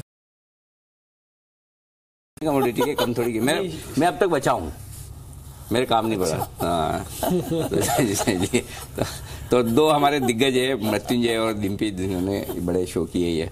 चलिए तो एक्शन आपका तो सैटरडे भी खुला रहता है मार्केट? नहीं, अब बंद रहता है। अच्छा, बंद हो गया? अब बंद हो गया, लेकिन एक दिक्कत है अनिल जी जिसको लेकर कुछ करना चाहिए, आपको भी मुझे लगता है कि आवाज उठानी चाहिए। ये शाम के कारोबार में ये लोग होली दिवाली के दिन भी खोल देते हैं ट्रेड, 5 बजे के बाद भी। मैं तो एक काम कर सकता हूँ, तुम्हारा बोझ कम करना है तो इक्विटी मार्केट जब खुले हो तब कमोडिटी इतना कर सकता हूँ। हमारे लिए फिर यही बंद हो गया। नहीं, देखिए जो मार्केट जब खुले हैं, हमारा तो काम है कवरेज करने का, मजाक की बात अलग है। लेकिन चलिए कमोडिटी मार्केट का पूरा अपडेट आपको मिल चुका है। अब इक्विटी मार्केट की तरफ फिर से लौटते हैं और बाजार 10,623 ये है लेवल। 10,600 तोड़ने को तैयार है नहीं, ये अच्छी बात है। शुभम अग्रवाल हमारे साथ हैं इस वक्त और उनसे भी राय ले लीजिए एक बार। शुभम, वीकली क्लोजिंग है आज, क्या लेवल चाहिए, किसके ऊपर आप क्लोज देखना चाहते हैं? Good afternoon Anil ji. सो अगर हम निफ्टी का ओवरऑल मूव देखें, या निफ्टी का अगर हम ओवरऑल मूव देखें तो कहीं पे कुछ ऐसा नेगेटिव है नहीं। वीकली हो सकता है कि क्लोजिंग थोड़ा सा नेगेटिव दिखा रहा हो, बट अगर हम डेली चार्ट पे देखें तो नॉर्मली एक ऐसा ट्रेंड देखने को मिलता है कि जो ब्रेकआउट हुआ था कुछ समय पहले 10,600 के बियॉन्ड, उसके बाद एक अच्छा मूव आया, 3 दिन का एक टेम्पररी एक पुल बैक देखने को हमें मिल रहा है। और ऐसा ही हमें अपॉर्चुनिटी चाहिए होता है जब भी मार्केट अप ट्रेंड में होता है, बाइंग का मौका तो हमें मिलना चाहिए ना, कि थोड़ा सस्ता मिले तो हम महंगा बेच पाए। तो मुझे लगता है एकदम एग्जैक्टली सपोर्ट के आसपास प्लेस्ड है। 10,600 का पहला एक इंपॉर्टेंट सपोर्ट है जिसके नीचे मुझे जाता हुआ नहीं लगता है निफ्टी। हालांकि मीडियम टर्म अगर हम स्टॉप लॉस की बात करें तो 10,500 का जहां पे पुट राइटिंग बहुत सिग्निफिकेंट हुआ है वो एक इंपॉर्टेंट सपोर्ट एरिया बनता है with a medium term perspective. तो मुझे लगता है यहाँ पे खरीदारी करनी चाहिए। जो टारगेट होगा ओवरऑल वो पहला टारगेट होगा 10,850 का और दूसरा टारगेट होगा 10,950 का, जो मुझे लगता है 1 से 1.5 हफ्ते के अंदर ही हमें देखने को मिल जाएगा। ओके, इस बीच फ्लिपकार्ट को लेकर बड़ी खबर आपकी स्क्रीन पर फ्लैश होती हुई दिख रही है। ब्रेकिंग न्यूज, फ्लिपकार्ट वॉलमार्ट को फाइनली 75% हिस्सा बेचेगी। ये खबर पुख्ता होती हुई दिख रही है। $1,500 करोड़ में ये डील होगी। वाह, बड़ा अमाउंट है भाई। सॉफ्टबैंक फ्लिपकार्ट में अपना 20% हिस्सा बेचेगी। 10 दिनों में डील पूरी होगी। तो ये डील कब से मतलब चल रही है, पाइपलाइन में हो जाएगी, हो चुका है इस पाइपलाइन। हाँ, तो अविनाश जी को एक बार फटाफट राय पूछा जाए। अविनाश जी, क्या कुछ फर्क पड़ेगा इससे? फ्लिपकार्ट चूंकि अब बेचेगी और वॉलमार्ट खरीदने जा रही है, हिस्सा खरीदने जा रही है, तो क्या कुछ फर्क पड़ेगा? अनिल जी, मुझे लग रहा है कि जो ई कॉमर्स रिलेटेड कंपनीज है इनके लिए डेफिनेटली एक अच्छी बात है, क्योंकि इस प्रकार का वैल्यूएशन ऐसे लॉस मेकिंग कंपनी को मिल रहा है। तो डेफिनेटली जो लिस्टेड प्लेयर्स है जैसे कि जस्ट डायल है, टिपिकली हमको लग रहा है कि यहाँ पे हो सकता है कि मार्केट्स में थोड़ा सा एक शॉर्ट टर्म में उछाल देखने को मिले। ओवरऑल ई कॉमर्स का धंधा एक लॉन्ग टर्म बिजनेस है और जो लिस्टेड प्लेयर्स है, टिपिकली अगर हम इन्फो एज की बात करें जो ऑनलाइन स्पेस में काफी प्रॉपर्टीज अपने कंपनीज के अंडर रखता है, जैसे कि जोमैटो है, Naukri.com है, तो यहाँ पे आपको एक थोड़ा सा उछाल शायद देखने को मिले। बट ये डेफिनेटली एक अच्छी बात है कि कंसोलिडेशन हो रहा है और काफी बड़ा स्ट्रॉन्ग प्लेयर वॉलमार्ट अभी फ्लिपकार्ट को कंट्रोल करेगा। अनिल जी, इसमें एक और चीज ध्यान देने वाली, इसमें लॉजिस्टिक शेयर भी थोड़ा चल सकते हैं। ऐसे में होगा क्या कि फ्लिपकार्ट लगातार घाटा देने वाली कंपनी थी, अब वॉलमार्ट जैसी बड़ी कंपनीज अगर भारत में फ्लिपकार्ट को खरीद रही हैं तो आप ये समझिए कि जो ऑनलाइन बिजनेस है ना वो खत्म नहीं होने वाला। एक बड़े प्लेयर से पूरे सेक्टर का जो इंपैक्ट पड़ता है वो आएगा। अब वॉलमार्ट के आने से और प्लस फ्लिपकार्ट के बच जाने से इन सब कंपनीज की तस्वीर बदल जाएगी, क्योंकि जितनी लॉजिस्टिक कंपनीज हैं सबका बेस कम से कम ऑनलाइन बिजनेस ही है। होली दिवाली पे तो आपको पता ही है इनके पास तो भीड़ लगी होती है, इनका तो काम ऐसा होता है क्वार्टरली बेसिस पर चलता है। ओके, आखिरी 1 घंटा बाजार का एक्शन आपके सामने। हफ्ते के आखिरी कारोबारी दिन 10,600 को तोड़ने को तैयार नहीं, लेकिन रिकवरी किसी भी लेवल से बहुत मजबूत, बहुत ज्यादा आती दिख नहीं रही है। जो पिछले 2 सेशन में दिख रहा था कि ट्रेंड के विपरीत कारोबार करके पैसा बन रहा था, वैसा आज नहीं दिख रहा। आज ये हो रहा है कि ऊपरी स्तरों पर बार बार बिकवाली आ रही है। ये है निफ्टी का हाल। लेकिन बैंक निफ्टी देखिए, यहां पर जरूर दोनों तरफ ट्रेड करने के मौके मिल रहे हैं और आप देख सकते हैं दिन के दौरान किस तरह से बार बार उतार चढ़ाव आते हुए नजर आए। अब फोकस करते हैं इन स्टॉक्स पर जहां पर एक्शन भरपूर है। जो स्टॉक पिछले 2 दिनों में पिटे हैं वही आज भाग रहे हैं। पीसी ज्वेलर्स 22% ऊपर है, जस्ट डायल 7% ऊपर है। तो शॉर्ट कवरिंग भी हो रही है, कुछ हद तक फ्रेश खरीदारी भी होती दिख रही है। सेंचुरी टेक्सटाइल देखिए जो बुरी तरह से पिटा था, 3% मजबूत है। क्या शिवम, इन सारे शेयरों में जो कमजोर क्वालिटी के पिटे हुए शेयर जो अब रिकवरी दिखा रहे हैं, इन्हें क्या एक शॉर्ट कवरिंग का ही माहौल समझा जाए या करेक्शन पूरा करके फिर से नई तेजी की तैयारी? बताइए अनिल जी, मुझे लगता है कि इन सब स्टॉक में अभी भी कोई लॉन्ग टर्म बॉटम फॉर्मेशन हुआ नहीं है। बिकॉज जनरली कोई अगर बड़ा बॉटम फॉर्मेशन होता है तो उसके पहले एक सेलिंग क्लाइमैक्स दिखता है और इतना जल्दी स्टेबलाइज होकर के ऑपोजिट साइड में चलना चालू हो जाएगा, ये जल्दी देखने को नहीं मिलता है। तो मुझे लगता है कि शॉर्ट कवरिंग रैली है, जो इतने दिन से जो शॉर्ट सेलर्स ने पैसा बनाया होगा, मे बी वो एक बार इसमें से निकलना चाह रहे हैं, बट इसे यूज करना चाहिए as a selling opportunity. I believe बहुत सारे लोग अभी भी ट्रैप्ड है इन सब स्टॉक में और ये जो पुल बैक मिल रहा है वो एक अच्छा मौका है कि पोर्टफोलियो से एग्जिट ले लेना चाहिए। बिकॉज मुझे लगता है ये पुल बैक के बाद फिर से जो लोअर लेवल दिखा था इन सब स्टॉक में वो वापस रिटेस्ट होगा और फिर से एक करेक्शन आने की उम्मीद है। चलिए ठीक है, मार्केट के अंदर पर्टिकुलर शेयर्स तो चल ही रहे हैं, खबर का असर भी पड़ रहा है, लेकिन इस समय बात इंडेक्स की वापस करने की है क्योंकि लास्ट का 1 घंटा है, एक्शन भरपूर है मार्केट के अंदर। तो अनिल जी, पुल बैक के लिए लास्ट का 1 घंटा या फिर और कमजोरी का 1 घंटा, 600 की तरफ जा रहे हैं या 650 के ऊपर बंद करेंगे निफ्टी? बीच में मुश्किल सवाल है। ओके, पहले एक बार यूरोप देख लें और अमेरिका देख लेते हैं कि हाल क्या है वहां का। यूरोप मिला जुला सा कारोबार है। बड़े बाजार जो है इंग्लैंड के फुटसी वो है 1/3% मजबूत। डाउ फ्यूचर्स पर नजर डाल लीजिए, अंदाजा लग जाएगा कि अमेरिका में किस तरह का कारोबार होगा। 25 पॉइंट का नुकसान है और 3 दिन फिसले अमेरिकी बाजार, कल भी फिसले थे लेकिन वापस रिकवर कर गए और एकदम फ्लैट क्लोजिंग हुई 5 पॉइंट ऊपर, लेकिन आज हल्की कमजोरी का संकेत है। तो पता नहीं अमेरिका कैसे ट्रेड करेगा, मालूम नहीं। 10-20-25 पॉइंट डाउ फ्यूचर ऊपर नीचे हो तो उससे एग्जैक्ट अंदाजा लगता नहीं है। तो हम ये मानेंगे डिम्पी की फिर ग्लोबल मार्केट्स के संकेत हमारे लिए हैं न्यूट्रल, न तेजी के न मंदी के। अब आपका सवाल क्या है ये बताइए। मेरा सवाल ये है कि हम 600 की तरफ जा रहे हैं या फिर 650 की तरफ जाएंगे क्लोजिंग में लास्ट के घंटे में? अभी 18-20 पे 22 पे ट्रेड कर रहे हैं कैश के हिसाब से। देखिए दिन भर का ट्रेड अगर आप देखें तो एक संकेत साफ है कि किसी भी लेवल से बड़ी रिकवरी नहीं आई, करेक्ट। और आखिरी 1 घंटे में रिकवरी आएगी भी तो 10,650 के ऊपर निफ्टी को ले जाएगी, इसकी संभावना काफी कम है। ठीक है, तो आपकी अपसाइड कैप है 10,650 पर। नीचे कितना जा सकते हैं? 10,600 के नीचे जी नहीं, लगता नहीं कि 10,600 के नीचे जाएंगे। और वो इसलिए डिम्पी की 10,600 के पुट ऑप्शन पर 35 लाख शेयर खुले हुए हैं और कॉल ऑप्शन में उससे सिर्फ आधे हैं 17 लाख शेयरों के। तो होगा क्या, जैसे जैसे आप 10,600 के नजदीक जाएंगे वैसे वैसे जिन लोगों ने कॉल ऑप्शन यानी कि मंदी की पोजीशन बनाई हुई है वो अपनी शॉर्ट पोजीशन काटने की कोशिश करेंगे। और ये मैं इसलिए भी कह रहा हूं कि आप देखिए निफ्टी में आज क्या हुआ है, ओपन इंटरेस्ट 5 लाख शेयरों से बढ़ा है, लेकिन साथ साथ प्रीमियम बढ़कर आई है। 27 पॉइंट के मुकाबले में इस वक्त निफ्टी 33 पॉइंट प्रीमियम पर ट्रेड करा है। इसका मतलब क्या है? इसका मतलब निचले स्तरों पर शॉर्ट कवरिंग तो हो रही है, राइट। और शॉर्ट कवरिंग हो रही है तो फिर हमें ज्यादा गिरना नहीं है। तो अगर एक आइडिया लेना है तो मेरा ये मानना है कि क्लोजिंग आपको जो निफ्टी पर मिलेगी वो 10,615-20 के नीचे की नहीं मिलेगी। तो इन लेवल के आसपास क्लोज हो जाएंगे, इससे नीचे शायद ना हो, पॉइंट नंबर 1। अच्छा। और थोड़ा भी अगर जोश आ गया तो हो सकता है हम 10,650 की तरफ जा सकते हैं। हाँ, उसके पार जाते हुए मैं नहीं देख रहा। तो मुझे लगता है कि क्लोजिंग आपको 10,600 के नीचे की नहीं मिलेगी, इतना विश्वास रख सकते हैं। लेकिन फिर भी मार्केट है, एक चीज ध्यान रखें, अगर किसी भी वजह से 10,600 टूटता है और 5-7 मिनट उसके नीचे ट्रेड करता है तो फिर आपके लिए 25 से 50 पॉइंट के रिस्क आज खुल जाती है, ये ध्यान रखिएगा।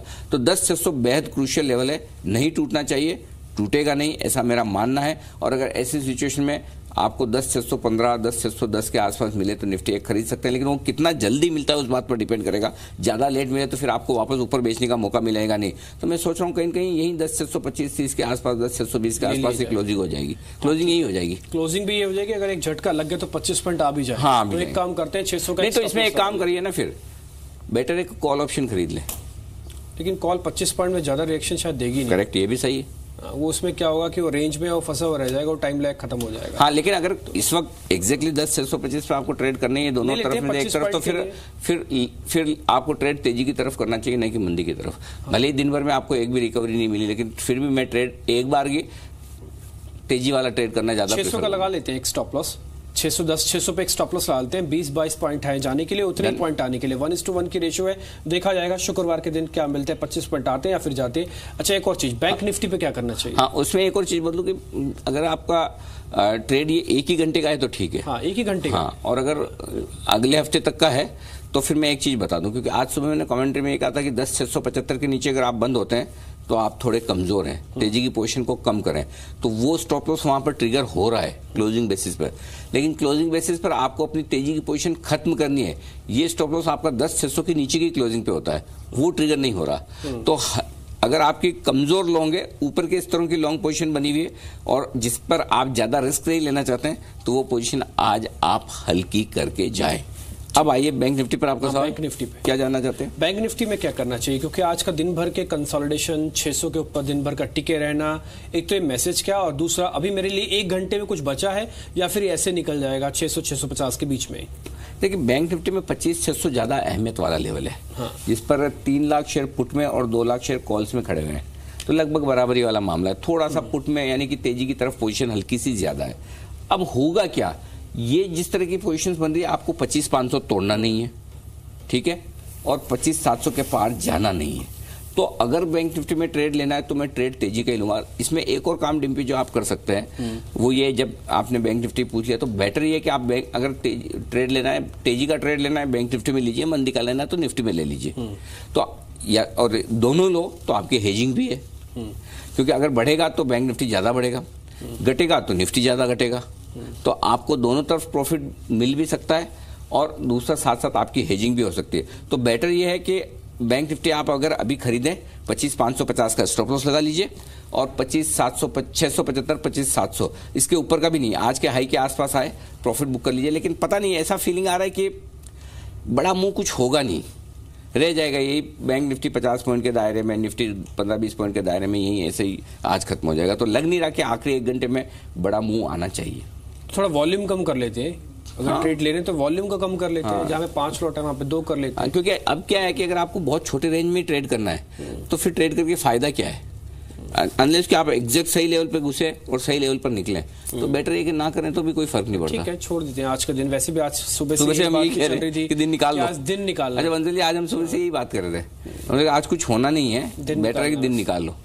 और हाँ, ये जरूर था कि खुलते ही बोला था कि यहाँ खुलते ही ना बीएससी के नंबर्स आ गए। अरे बिल्कुल, हाँ, जरा बीएससी के नंबर्स मैं आपके सामने रख दूं। बॉम्बे स्टॉक एक्सचेंज के जो नंबर आए हैं वो आए हैं 60 करोड़ का मुनाफे के मुकाबले 62 करोड़ का मुनाफा है। ये अनुमान से थोड़ा कम है, 66 करोड़ का अनुमान था कि आ जाए, लेकिन आया 62 करोड़। हालांकि बढ़कर आया है, ऐसी बात नहीं है, 60 करोड़ से 62 हुआ है, लेकिन अनुमान से कम है। इसका जो रेवेन्यू है वो आया है 115 करोड़ के मुकाबले 137 करोड़ रुपए का। और ये 2 डिस्क्लोजर अब तक इन्होंने किया अपने नंबर्स में। 31 रुपए का डिविडेंड भी दिया है। नंबर्स उम्मीद से कम बट बढ़कर आए हैं दोनों ही नंबर्स, आए और प्रॉफिट। शायद ये हो सकता है कि एक थोड़ा सा रेंज में रह जाए बीएससी। कुछ दिख रहा है चार्ट में आपको एक्स्ट्राऑर्डिनरी? नंबर्स तो ठीक है, इनलाइन है, कुछ मतलब बहुत जरा एक्साइटिंग वाले नंबर तो नहीं है। देखिए डिम्पी, यहाँ पर कुछ भी ऐसा एक्साइटिंग नहीं है। स्टॉक का नीचे स्तरों पे देखें तो 810 के अराउंड एक सपोर्ट है, ऊपर में 840 के ऊपर निकले तब कुछ मोमेंटम देखने को मिलेगा, एल्स इसको भी जाने देना चाहिए। नहीं डिम्पी, कुछ ना करें ना, कुछ नहीं करना चाहिए। बीएससी को कहाँ जाने दें?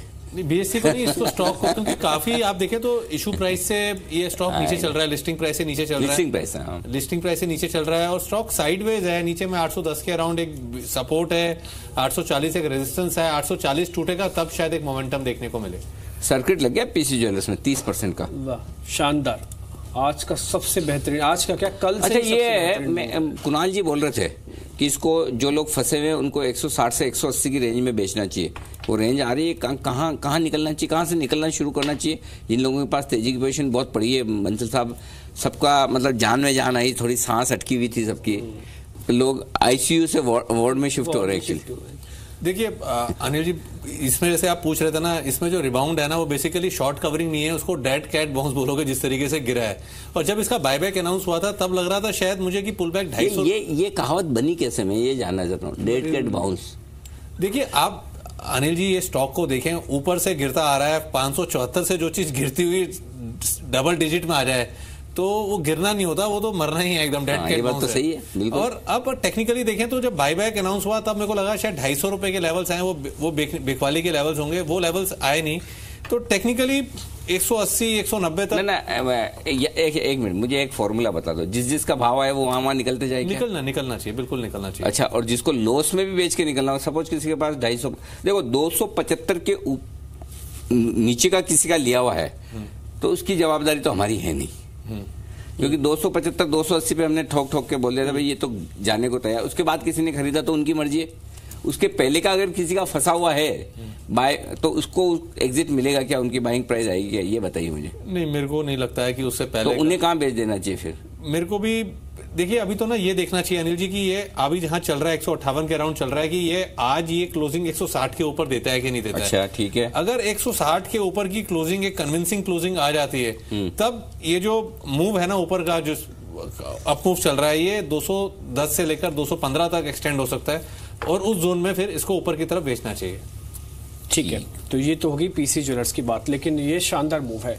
जी बिजनेस से सबसे पहले कल मैनेजमेंट से बात की, उन्होंने ही सबसे पहले हमसे बात की और ये बताया कि मैनेजमेंट को भी समझ में आ गया होगा कि सफाई जी बिजनेस में देने में ही फायदा है, तो कम से कम लोगों तक बात पहुंच जाती है। हाँ, कोई अफवाह नहीं थी, सिर्फ जानकारी थी, जानकारी एनालिसिस थी।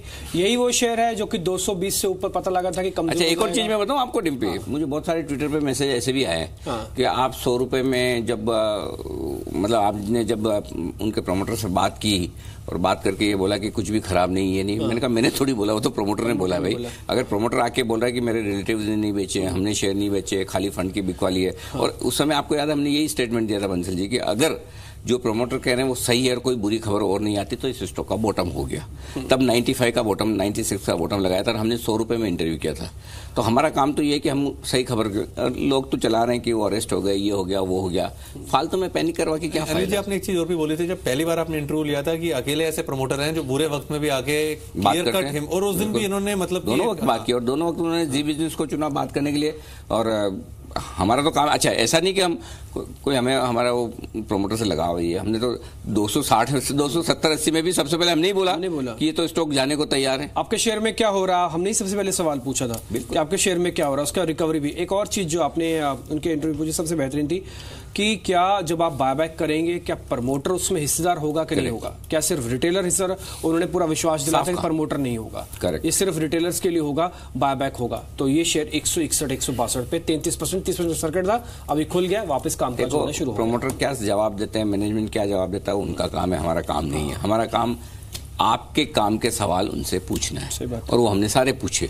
अब बाद में आपको डिसीजन लेना, आपको एनालिसिस करना है, आपका पैसा है कि क्या करना है क्या नहीं करना है, हम खाली हिंट दे सकते हैं, है ना, बिल्कुल, बस डन। खैर इस बीच जो वॉलमार्ट वाली खबर आई थी उससे गति में एकदम से वापस थोड़ी गति आ गई थी, अब है 4% ऊपर, लेकिन 119 ये लगा के आया है गति। इस पे एक बार ध्यान रखा जाए, कुछ पोजीशंस को लेके जा सकते हैं क्या राकेश जी? देखिए डिम्पी, ये स्टॉक जिस तरीके से चल रहा है, ऊपर की स्तरों पर डिस्ट्रीब्यूट हो रहा है कि कंसोलिडेट हो रहा है, कहना मुश्किल है। यहाँ पर नई खरीदारी तभी करनी चाहिए जब 121 रुपए के ऊपर की एक डिसाइसिव क्लोजिंग देखने को मिले, तब यहाँ पर अच्छे से खरीदारी की जा सकती है, एल्स अवॉइड करना चाहिए। ठीक है। खैर बीएससी के जो नंबर्स आए थे, शेयर में तो कुछ हो नहीं रहा, ना ही जरा चल रहा है, ना ही जरा टूटा हुआ है, बिल्कुल एक रेंज में आके कामकाज हो रहा है। खैर चंदन तापड़िया भी इस बीच मेरे साथ जुड़ चुके हैं। चंदन, एक बार आप बैंक निफ्टी पे मेरे को बताएंगे कि कोई बैंकिंग शेयर, जैसे अभी बैंक ऑफ महाराष्ट्र ना एकदम से तेज हुआ, उसके नंबर्स आए थे और नंबर्स के बाद एकदम से bank of Maharashtra day high पे 6% ऊपर आ चुका है। ये शेयर एक बार आप देख सकते हैं टेक्निकली, शायद एफ&ओ में नहीं है शेयर बैंक ऑफ महाराष्ट्र। जी हाँ, देखिए नमस्कार। देखिए काफी बिटन डाउन काउंटर है, बट पिछले 7-8 दिन से कंसोलिडेशन देखने को मिल रहा है। लगभग 13.5 से लेके 15 रुपए की रेंज में कामकाज कर रहा था और मल्टीपल सपोर्ट यहाँ पे ले चुका है, और काफी बिटन डाउन है, क्योंकि कुछ महीने पहले 40 रुपए के आसपास होता करता था, और आज वॉल्यूम भी काफी है। तो मेरे हिसाब से रिस्क रिवॉर्ड रेशियो यहाँ पे बेहतर हो सकता है, एक बार ये 18-19 तक का बाउंस बैक दिखा सकता है। 19 आ भी सकता है, पिटा भी, तो इसी तरह से बात तो सही है। ओके, तो थोड़ा नीचे आ सकता है, ये है इस वक्त की बड़ी खबर। और इस वक्त कैबिनेट की बैठक से जो कुछ, जीएसटी की बैठक से कुछ जो बड़े फैसले आने वाले हैं, वो भी हम आपके सामने तुरंत रखने वाले हैं कि किस तरह के फैसले आ सकते हैं। उससे पहले हेवल्स एक और स्टॉक है चंदन, इस पर आपसे राय लेना चाहता हूं, जहां बेहद मजबूती के साथ कारोबार होता हुआ दिख रहा है। आज सुबह हम बात कर रहे थे कि स्टॉक में अच्छी तेजी बन रही है। सबसे बढ़िया बात है कि न तो स्टॉक बढ़ा है न गिरा है, लेकिन इसकी क्रेडिट इस लिहाज से देखनी चाहिए कि बाजार कमजोर होने के बावजूद स्टॉक टिका हुआ है। तो करना क्या है? जी हाँ, नमस्कार अनिल जी। देखिए ये स्टॉक जो पिछला जो रेजिस्टेंस था कुछ वीक पहले 825-27 के आसपास का, उसको एग्जैक्टली सपोर्ट बना के वापस टर्न हुआ है। सुबह शॉर्ट कवरिंग देखने को मिली थी, अभी 4-5% का लॉन्ग बिल्टअप हो रहा है, तो कहीं ना कहीं यहाँ पे स्ट्रेंथ बनी हुई है। बाजार ऊपर के लेवल से 100-150 पॉइंट डाउन है, फिर भी स्टॉक होल्ड कर रहा है, तो कहीं ना कहीं यहाँ पे स्ट्रेंथ बनी हुई है। मेरा मानना है कि 525 का लेवल है वो सपोर्ट का काम करेगा, और वापस रिसेंट के स्विंग लो है 557 और इनफेक्ट 565, वहां तक भी काउंटर जा सकता है। तो किसी को 2-4 दिन के लिए ट्रेड करना है या BTST काइंड ऑफ ट्रेड करना है, तो हेवल्स में जरूर यहाँ पे एंट्री कर सकते हैं। ओके, तो इस बीच ये है आपके लिए राय। हेवल्स के काउंटर दिख रहा है मजबूत, बाजार थोड़ा नीचे आता हुआ दिख रहा है। निफ्टी 10,600 की तरफ बढ़ रहा है, बैंक निफ्टी 25,600 के थोड़ा सा नीचे आता हुआ दिख रहा है। तो आखिरी मिनटों में थोड़ी सी बिकवाली बढ़ती हुई नजर आ रही है इस वक्त। लेकिन अदानी पोर्ट एक स्टॉक है जहां दिख रही है मजबूती, और इंफ्रास्ट्रक्चर को लेकर एक अहम बैठक भी आज होने की बात कही जा रही है। PMO, IMF, transport ministry, infrastructure ministry, इन सबके बीच में। अविनाश जी, क्या पसंद है आपको, अदानी पोर्ट या फिर कोई और शेयर? मुझे लग रहा है कि Adani ports even at the current level Anil ji खरीदा जा सकता है। आई थिंक जिस प्रकार की कमेंट्री कल मैनेजमेंट ने कही है और जिस प्रकार का डेट बैलेंस शीट पे कम हो चुका है, वो काफी एनकरेजिंग बात है। हमको लग रहा है कि अगर अगला 6 to 12 मंथ्स की बात करें तो हमको लग रहा है कि अर्निंग्स ग्रोथ और जो टॉप लाइन की गाइडेंस है वो भी काफी शानदार है। कार्गो का वॉल्यूम कंपनी एक्सपेक्ट कर रही है कि कम से कम 2 गुना इस साल बढ़ेगा, तो मेरे ख्याल से ये शेयर को डेफिनेटली खरीदा जा सकता है। इंफ्रा स्पेस में ये एक अच्छा विकल्प हो सकता है। ओके, अच्छा विकल्प हो सकता है। चार्ट पे भी मजबूत दिख रहा है बंसल साहब को। आपका तो फेवरेट ही है मेरे ख्याल से ना। नहीं अनिल जी, बिल्कुल अच्छा स्टॉक है। टेक्निकली आप देखें तो कल भी इन्हीं स्तरों के आसपास जब था 404-5 के आसपास, मैंने कहा था मुनाफा बांध के निकलना चाहिए। बट टेक्निकली आज इस स्टॉक ने गिरते बाजार में एक positive crossover on momentum indicators दिखाया है।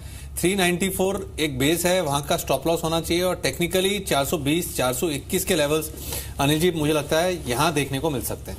420 421 तक अदानी पोर्ट। ओके, और एक और स्टॉक आपने जो आइडेंटिफाई किया वो भी बता दीजिए अनिल जी। जस्ट डायल, इसमें अगर आप देखें तो खरीदना है कि बेचना है? नहीं अनिल जी, पहले तो मंदी को काटना चाहिए। 420 एक जैसे अनिल जी हमने एनआईटी टेक में एक लेवल की बात करी थी, इसमें 420 एक मेजर नेकलाइन है। इस लेवल्स के ऊपर सस्टेन करेगा तो काफी बड़ा अपमूव यहां पर भी देखने को मिल सकता है। पहली चीज तो मंदी को काट लेना चाहिए और टेक्निकली यहां पर मुझे लगता है कि एक तेजी देखने को मिल सकती है। शॉर्ट टर्म ट्रेडिंग के नजरिए से 411 पर एक स्टॉप लॉस बनता है। ये क्या हो रहा है वंसल जी इसमें जस्ट डायल में?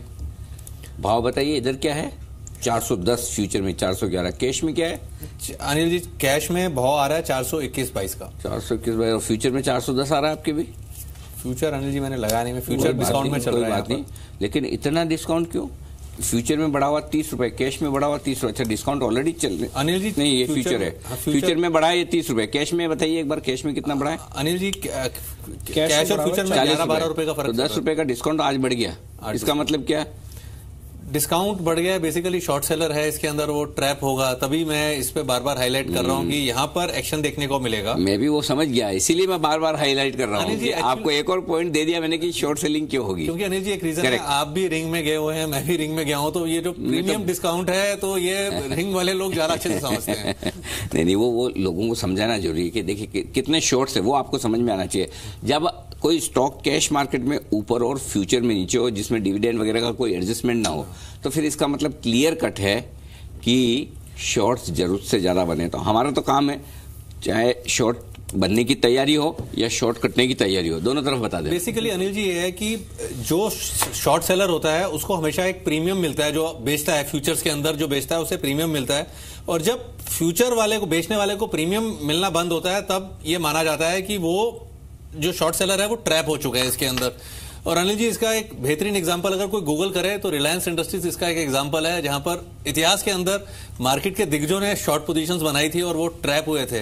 याद है, कोई गूगल करे तो पूरा इतिहास सामने आ जाएगा। 97-98 के आसपास या बात का बता रहे हैं आप? ये अनिल जी पहले की, उससे पहले की कहानी है। मेरे जमाने में ही हुई थी। नहीं, जमाना तो अनिल जी है नहीं, चलिए, लेकिन हाँ ये बात सही है कि शॉर्ट सेलिंग आपकी पकड़ में आ जाती है डेटा के दम पर। आइए बीटीएसटी या फिर एसटीबीटी कॉल्स और तमाम डिटेल्स लेकर हमारे साथ है तानिया, बताइए। जी, आज हमारे जो एनालिस्ट हैं वो कॉशियस नज़र आ रहे हैं और आज जो कॉल्स हैं वो बटी हुई है। 3 खरीदारी की तो वही 3 बिकवाली की कॉल्स हैं। सबसे पहले इसमें बोनांजा पोर्टफोलियो की बात करें तो उन्होंने टाटा एलेक्सी को चुना है। यहाँ पे आप बिकवाली करके चल सकते हैं। 1135 तक के लक्ष्य बता रहे हैं, स्टॉप लॉस लगाइए 1193 का। इसके अलावा दूसरी जो इनकी पिक है वो BTSTI है। GNFC में आप खरीदारी करके चल सकते हैं। इनका मानना है कि 485 तक के लेवल्स जो हैं वो अगले सत्र में देखे जा सकते हैं। स्टॉप लॉस आप इसमें लगाइए 462 का। इसके अलावा अगर रेलिगेयर सिक्योरिटीज़ की बात करें तो सबसे पहले उन्होंने BPCL, आज तेल गैस जो शेयर्स हैं उसमें अच्छा मोमेंटम भी है तो इन्होंने BPCL को चुना है। इनका ये मानना है कि 390 तक के लेवल्स आप देख सकते हैं, 325 का स्टॉप लॉस जरूर लगाएं। इसके अलावा बैंकिंग शेयर्स पे आज ये बेरिश नजर आ रहे हैं। कैनरा बैंक को चुना है, यहाँ पे आप बिकवाली करके जरूर चल सकते हैं। 245 तक के लेवल्स एक्सपेक्टेड हैं। स्टॉप लॉस ये सुझा रहे हैं 262 का। अगर हम चॉइस ब्रोकिंग की बात करें तो सबसे पहले इन्होंने टाटा मोटर्स को चुना है। यहाँ पे आप खरीदारी करके बिल्कुल चल सकते हैं। 350 तक के लेवल्स एक्सपेक्टेड हैं। 329 का स्टॉप लॉस जरूर लगाएं। और हमारी जो आज की आखिरी पिक है वो STBT है। कोल इंडिया पे बेरिश नजर आ रहे हैं, बिकवाली करके आप चले। टारगेट्स एक्सपेक्टेड हैं 265 के, स्टॉप लॉस लगाइए 277 का। ओके, तो ये तमाम BTST या फिर STBT कॉल्स है, लेकिन इस बीच हमारे संवाददाता आलोक प्रियदर्शी हमारे साथ जुड़ रहे हैं जो कि GST की इस अहम बैठक को ट्रैक कर रहे हैं। आलोक, सबसे पहले तो ये बताइए कि क्या ये बैठक खत्म हो गई या अभी भी चल रही है? देखिए, बैठक में अभी आखिरी एजेंडे पर चर्चा हो रही है और आखिरी एजेंडा शुगर सेस को लेकर था। अच्छा। वित्त मंत्रालय का प्रपोजल था कि 2 से 3% का इस पर सेस लगाया जाए, लेकिन जो हमें सूत्रों से जानकारी मिल रही है इस पर 4 राज्य खास तौर से काफी जबरदस्त विरोध कर रहे हैं। जीएसटी काउंसिल के अंदर काफी हीटेड आर्गुमेंट भी हो रहे हैं। इसमें पंजाब, वेस्ट बंगाल और दूसरे 2 राज्य भी शामिल हैं और ये लोग कह रहे हैं कि शुगर सेस नहीं लगाया जाना चाहिए और इसको लेकर अभी चर्चा चल रही है। तो ऐसा लग रहा है कि शुगर सेस लगाने का जो फैसला है वो शायद चल जाए, क्योंकि जीएसटी काउंसिल में अभी तक सारे फैसले सर्वसम्मति से होते रहे हैं और अगर 4 राज्य इस तरह से खुलकर सामने आ रहे हैं चीनी के ऊपर सेस लगाने को लेकर और उसको लेकर अगर जीएसटी काउंसिल में हीटेड आर्गुमेंट हो रहे हैं तो ये अपने आप में एक बड़ी बात है और बहुत उम्मीद है कि ये जो चीनी पर सेस लगाने की जो का प्रपोजल है ये टल जाए। ओके, तो ये कब तक फैसला होने की उम्मीद है? थोड़ी देर में पता चल जाएगा। बिल्कुल, आखिरी आइटम पे चर्चा हो रही है, सभी मुद्दों पर चर्चा हो चुकी है और आखिरी आइटम चीनी का जो सबसे विवादित मुद्दे होते हैं वो सबसे आखिरी में ही होते हैं। तो अब आखिरी मुद्दे पे ही चर्चा हो रही है और इसके बाद जीएसटी की काउंसिल की बैठक 10 से 15 मिनट के अंदर खत्म हो जाएगी और उसके बाद तमाम जो जानकारियां होंगी वित्त मंत्री खुद बताएंगे। संभावना क्या है, सेस आएगा कि नहीं आएगा? फिलहाल नहीं लगता, क्योंकि जिस तरह से जीएसटी काउंसिल के अंदर जिस तरह से चर्चा चल रही है उस हिसाब से जो चीनी के ऊपर सेस लगाने का जो प्रपोजल है वो इस वक्त इसको टाला जा सकता है। टाला जा सकता है ना, नहीं आएगा, यही कह रहे हैं हम। जी बिल्कुल बिल्कुल, अभी फिलहाल इस बैठक से कोई फैसला होने की उम्मीद नहीं। चलिए, जैसे ही फाइनल हो बताइएगा जरूर। तब तक ये मानकर चलें कि संभावना कम है कि शुगर पर सेस लगाने वाले मामले में, तो ये तो फिर इसीलिए बलरामपुर चीनी नीचे भी आ गया और हम ये बोल रहे थे सुबह भी।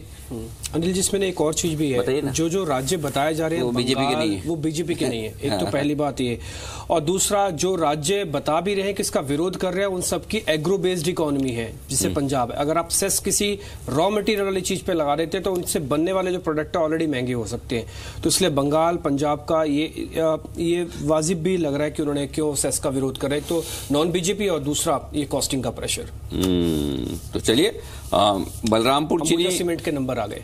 बोलिए 271 करोड़ रुपए का मुनाफा है। हालांकि मुनाफा जो है उम्मीद से कम है, 295 करोड़ का मुनाफा है इनका और ये उम्मीद से थोड़ा कम है। अंबुजा सीमेंट के नंबर्स हैं ये, बस अभी तो फिलहाल यही नंबर्स हैं मेरे पास। सिर्फ मुनाफे की खबर है अभी तो, लेकिन मुनाफा उम्मीद से कम है। ये आज शेयर को शायद थोड़ा मुश्किल में डाल सकता है अगर कोई एक्स्ट्राऑर्डिनरी वॉल्यूम का आंकड़ा ज्यादा बढ़कर नहीं आया। कम से कम 5% से ज्यादा का वॉल्यूम ग्रोथ आनी चाहिए इसके नंबर्स में। अगर वॉल्यूम ने इसको बचाया तो बचाया, अदरवाइज प्रॉफिटेबिलिटी तो कमजोरी दिख रही है। एक बार आप देख लेंगे माफ कीजिए राकेश, ये अंबुजा सीमेंट ये कमजोर हो गया एकदम से नंबर्स के आने के बाद ही। देखिए, यहाँ पर ना डिम्पी ट्रेंड साइडवेज है। एसीसी में नतीजों के बाद वहां पर भी एक सेल ऑफ देखने को मिला था, जबकि वहां नतीजे ठीक थे। टेक्निकली स्टॉक ने एक लेवल को तोड़ा है, 239 के लेवल को तोड़ा है और एक इमीडिएट सपोर्ट 235 का एक इमीडिएट सपोर्ट है, उन स्तरों के आसपास ट्रेड कर रहा है।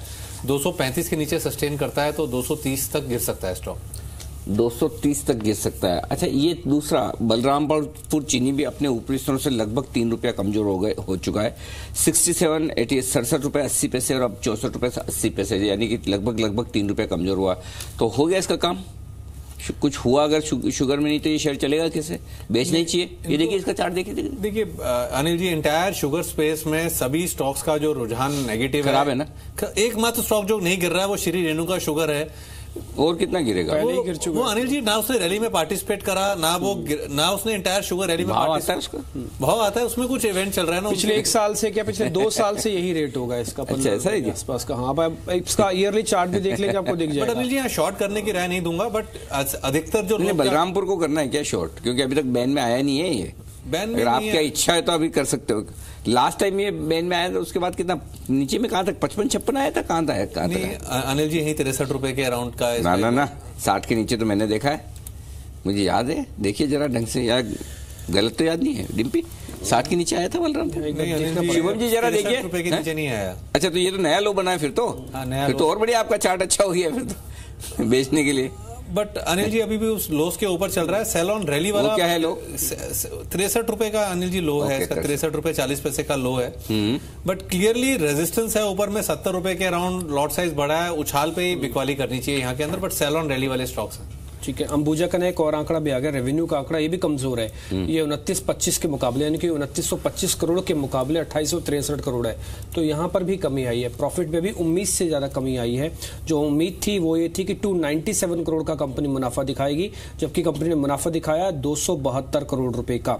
और इसके अलावा इसके मार्च क्वार्टर सेल्स का जो वॉल्यूम आया है वो 60 लाख टन से ये उतना ही है, इसमें कोई ज़्यादा बड़ा हेरफेर नहीं है, कोई परसेंटेज गेन ज़्यादा बड़ा नहीं दिख रहा, 1-1.5% के हेरफेर में, थोड़ा 1% बढ़ा ही है वॉल्यूम ग्रोथ, इससे ज़्यादा नहीं बढ़ा। कैपिटल फर्स्ट के भी नंबर आ गए हैं इस बीच। कैपिटल फर्स्ट का मुनाफा 71 करोड़ से बढ़कर 95 करोड़ है। आज सुबह से कैपिटल फर्स्ट के शेयर में थोड़ी जान बनी हुई थी, आय में भी बढ़ोतरी हुई है और आय इस बार 1000 के आंकड़े को पार कर गई है। 750 से सीधा 1050 करोड़ का आंकड़ा हमको आय का आते हुए दिखा। शायद कैपिटल फर्स्ट इस पे रिएक्शन दे जाए। एक बार राकेश जल्दी से, क्योंकि नंबर्स दोनों ठीक लग रहे हैं, इसके प्रॉफिट के और इसके आय के, शेयर भी आज सुबह से मेंटेन्ड है, क्या किया जाए इसमें? डिम्पी, यहाँ पे मेरा ऐसा मानना है कि थोड़ा सा रुकना चाहिए नई खरीदारी के लिए। 643, 644 के ऊपर निकले तभी यहाँ पर खरीदारी करनी चाहिए। ठीक है, एक बार रुक जाते हैं इसमें कैपिटल फर्स्ट में, हालांकि नंबर्स ठीक है, एक बार आप देखना रुकना चाहें तो एक बार रुक सकते हैं। वैसे नंबर्स ऑल टुगेदर यहाँ पे ठीक आते हुए दिख रहे हैं। ओके, और इस बीच NIT टेक के शेयर पर रखिए नजर। यहाँ पर नतीजा है, नतीजे के बाद स्टॉक में बड़ा इंटरेस्टिंग एक्शन दिखा।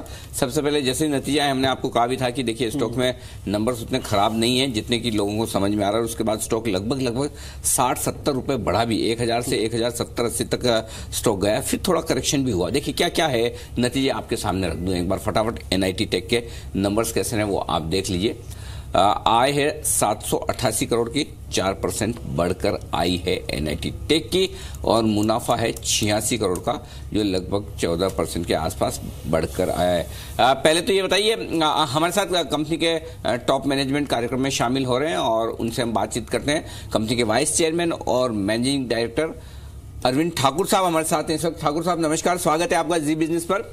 सबसे पहले तो ये बताइए सर, कैसी रही ये तिमाही? बहुत ही बढ़िया, जैसे आपने बताया जी 4.3% रेवेन्यू ग्रोथ हुई है और मार्जिन भी एक्सपैंड हुआ है 85 बेसिस पॉइंट्स, और नेट प्रॉफिट भी इम्प्रूव हुआ है 13.7%। तो ये क्वार्टर तो हमारे लिए बहुत ही अच्छा रहा है। और बिसाइड्स फाइनेंशियल नंबर्स, अगर आप बिजनेस या डील मोमेंटम देखें, उसमें भी काफ़ी बढ़ोतरी हुई है। इस क्वार्टर हमने $145 मिलियन का नया बिजनेस भी एक्वायर किया है। पिछले क्वार्टर वो 130 मिलियन था, उससे पहले 122। तो हर क्वार्टर अगर आप देखें स्टेडली हमारी इनटेक बढ़ रही है, रेवेन्यू बढ़ रही है और मार्जिन्स बढ़ रहे हैं। ओके, तो चलिए मार्जिन्स में सुधार हो रहा है, रेवेन्यू। और पिछले कुछ समय से सर बाजार काफी पॉजिटिव आपके स्टॉक को लेकर है, स्टॉक में अच्छी तेजी भी बनी है। उम्मीद करें कि कंपनी की परफॉर्मेंस बेहतर रहेगी इस तिमाही के दम पर। ये बताइए सर, आगे आने वाला ये साल वित्त वर्ष 2019 किस तरह का रहेगा, किस तरह का आउटलुक आप हमें अगर बता सकें?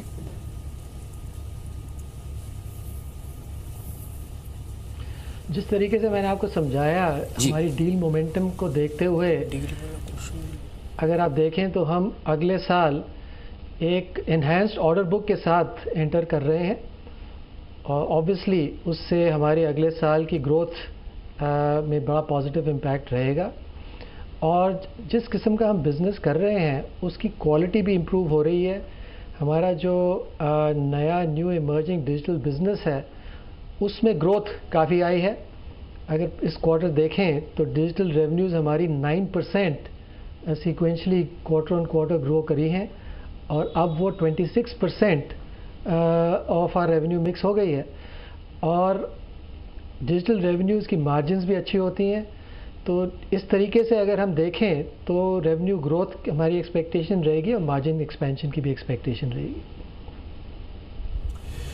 ठाकुर जी, एक और चीज़ आपसे जाननी थी, क्या इस समय कुछ करेंसी का फ्लक्चुएशन से नंबर्स पर फर्क पड़ रहा है? क्या कोई हेजिंग से या कुछ आपकी स्ट्रेटजी से इस तरह की हो जो इस बार के करेंसी फ्लक्चुएशंस को बचा रहे हो? दूसरा, आपका एक्सपोजर कोई फॉरेन कंट्रीज में, यूएस में कितना है, जरा यहाँ से मेरे को बताएं कि वहाँ की सिचुएशन क्या है इस समय?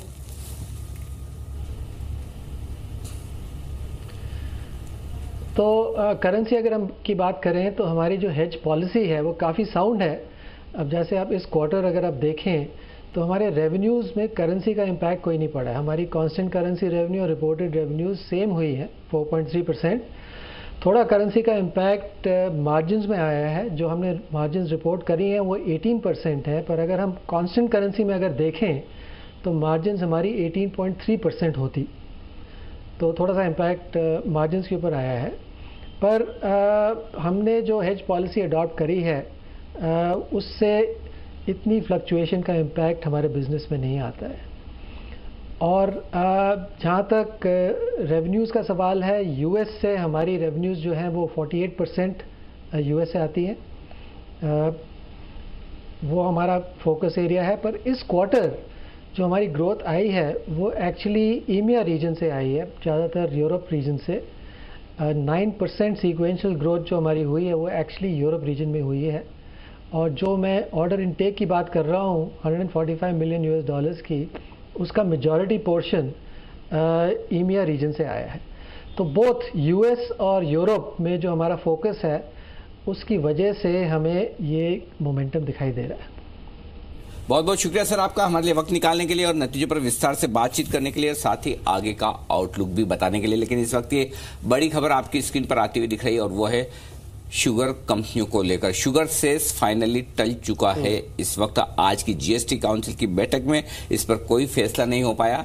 मांग ये थी शुगर कंपनियों की सेस लगाया जाए, सेस लगाकर जो कुछ भी पैसा आता है वो शुगर कंपनियों को दिया जाए ताकि शुगर कंपनियां किसानों को उनके बकाया भुगतान कर सके। कितना 20,000 करोड़ के आसपास का बकाया है, इससे ज्यादा ही है, उससे ज्यादा ही है। तो लेकिन फाइनली हुआ ये कि ये, इसलिए मैं बार बार कब से कह रहा था बलरामपुर जी, बंसल जी फिर से देख लो ना एक बार। अनिल जी मैंने तब भी बोला था 63 रुपए 40 पैसे का लो है, उसके नीचे निकलेगा तो अनिल जी एक छोटा सा स्टॉप लॉस मिलेगा। 63 रुपीज 40 पैसा के नीचे इसको बेचना चाहिए, छोटा सा स्टॉप लॉस 65 रुपए का लगाना चाहिए और तब 60 रुपए का लक्ष्य 65 का। अच्छा, इस बीच है ना बड़े लंबे समय बाद वित्त मंत्री जी फिर से आज प्रेस कॉन्फ्रेंस कर रहे हैं। ये जो भी बैठक में फैसले हुए इस पर तो सुनते हैं। आइए वित्त मंत्री जी का क्या कहना है, जरा उनकी तबीयत भी देख सकते हैं। अब शायद चुस्त दुरुस्त दिख रही है। The first, of course, there was a detailed discussion on the first year's revenue collections, कि पहले एक वर्ष में जो रेवेन्यू कलेक्शन हुआ है उसके ऊपर एक लंबी चर्चा हुई और बाय एंड लार्ज मेंबर्स ने एक सेटिस्फैक्शन एक्सप्रेस की कि जिस प्रकार से रेवेन्यू ग्रोथ हो रहा है उसके संबंध में इस साल उसको और एक्सपैंड करने की आवश्यकता है, क्योंकि 1 अप्रैल के बाद से जो 2015-16 का बेस ईयर है उसके ऊपर एक फर्दर पिछले साल की तुलना में 14% का इंक्रीज जाएगा। There will be a further 14% increase as far as the SGST is concerned, and therefore the protected revenue of the states, because of this 14% increase itself, will also increase. The second, which was a very important item on the agenda, was the change in the ownership structure of the GSTN. The original structure of GSTN was that 49% was held by the government, that is 24.5 by the central government and 24.5 by the state government, and the balance 51% was held by some other entities. I had made a suggestion a few weeks ago that this amount should be, that this shareholding of 51% should be taken over by, purchased by the government and divided equally between the states and the center. The council discussed this proposal at length. There was a very detailed discussion on this item, and it was agreed that the 51% held by these private entities should be taken over by the government,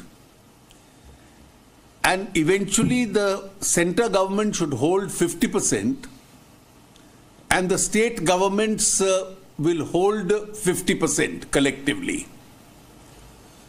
The collective share of the state governments will be pro rata divided amongst the states in accordance with their GST ratios. While doing so, the council also recommended that the GSTN will continue to employ people contractually and have the flexibility to get the best talent on the best terms from the market, considering the wide range of activities of and the width of the activities and the responsibility of the GSTN itself. The next important item on the agenda was with regard to an incentive on digitized payments. The issue before the council was whether on digital payments through either the banking mode or the check mode or any form of digitized mode, a 2% incentive should be given to those who pay entirely in the digitized mode. This would be subject to a cap of ₹100 per voucher. And this would not apply to the composition dealers. There was a very detailed discussion held on this point. The majority was in favor of this suggestion. There was two alternative views. One did not favor this, and the second view was to accept this, but to have a list of negative items on which this incentive would not be available. And therefore the council, after a detailed discussion, decided that a committee of 5 members, that is 5 ministers of the state, be constituted, which would expeditiously consider all the viewpoints being the majority viewpoint in favor of incentive on digitized payment, the concerns expressed by those, even though in a minority, who did not agree with this, and the third, whether there is a desirability of having a negative list on which this incentive would not apply. So that committee in the next 2 days would be constituted, and that would take into consideration all these viewpoints, and its recommendations would come up before the council in the next meeting for consideration. The next item before the agenda was the imposition of a cess on sugar, particularly considering that the cost of sugar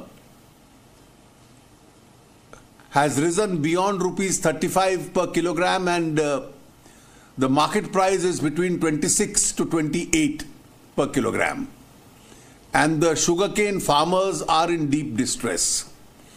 And therefore, can we impose some kind of a cess?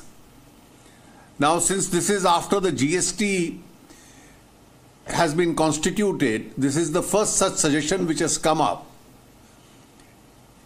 How are such contingencies to be addressed in a GST regime? Are they to be addressed by imposition of a cess, or are they to be addressed by temporarily increasing a tax, or by some alternative method of revenue raising?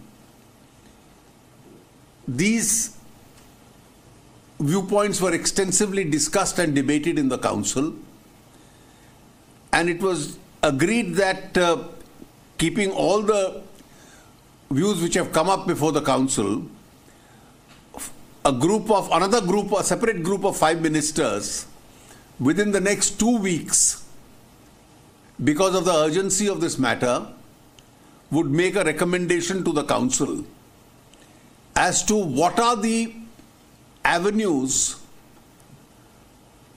of raising revenue to meet contingencies of this kind, where the cost of a commodity is much higher than its selling price, and therefore the farmer is in distress, and which are the cases in which this can be made applicable on a matter of principle itself. So this recommendation, this committee would be announced over the next 2 days, and this recommendation should be coming to us quite soon. And the last item on the agenda was the alternative return filing mechanism, which needed to be simplified. And if you recollect, there had been a discussion over the last several months over one methodology that Mr. Nandan Nilekani had suggested. There was another system which had been suggested by the officials, particularly in the state governments, and the two needed to be reconciled.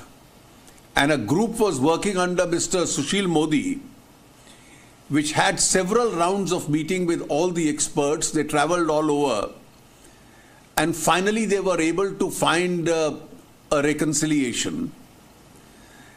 And that reconciliation has been found. Dr. Adia would just explain the new model of return filing to you. And this return filing process, because the preparation of the new alternative returns and its implementations, the software necessary for this, would take about 6 months. That has been approved by the council today, and within a period of 6 months that would be now made applicable itself. I'll request Dr. Adia to explain this last item to you. So I'll briefly explain the new return design. It will take about 6 months for.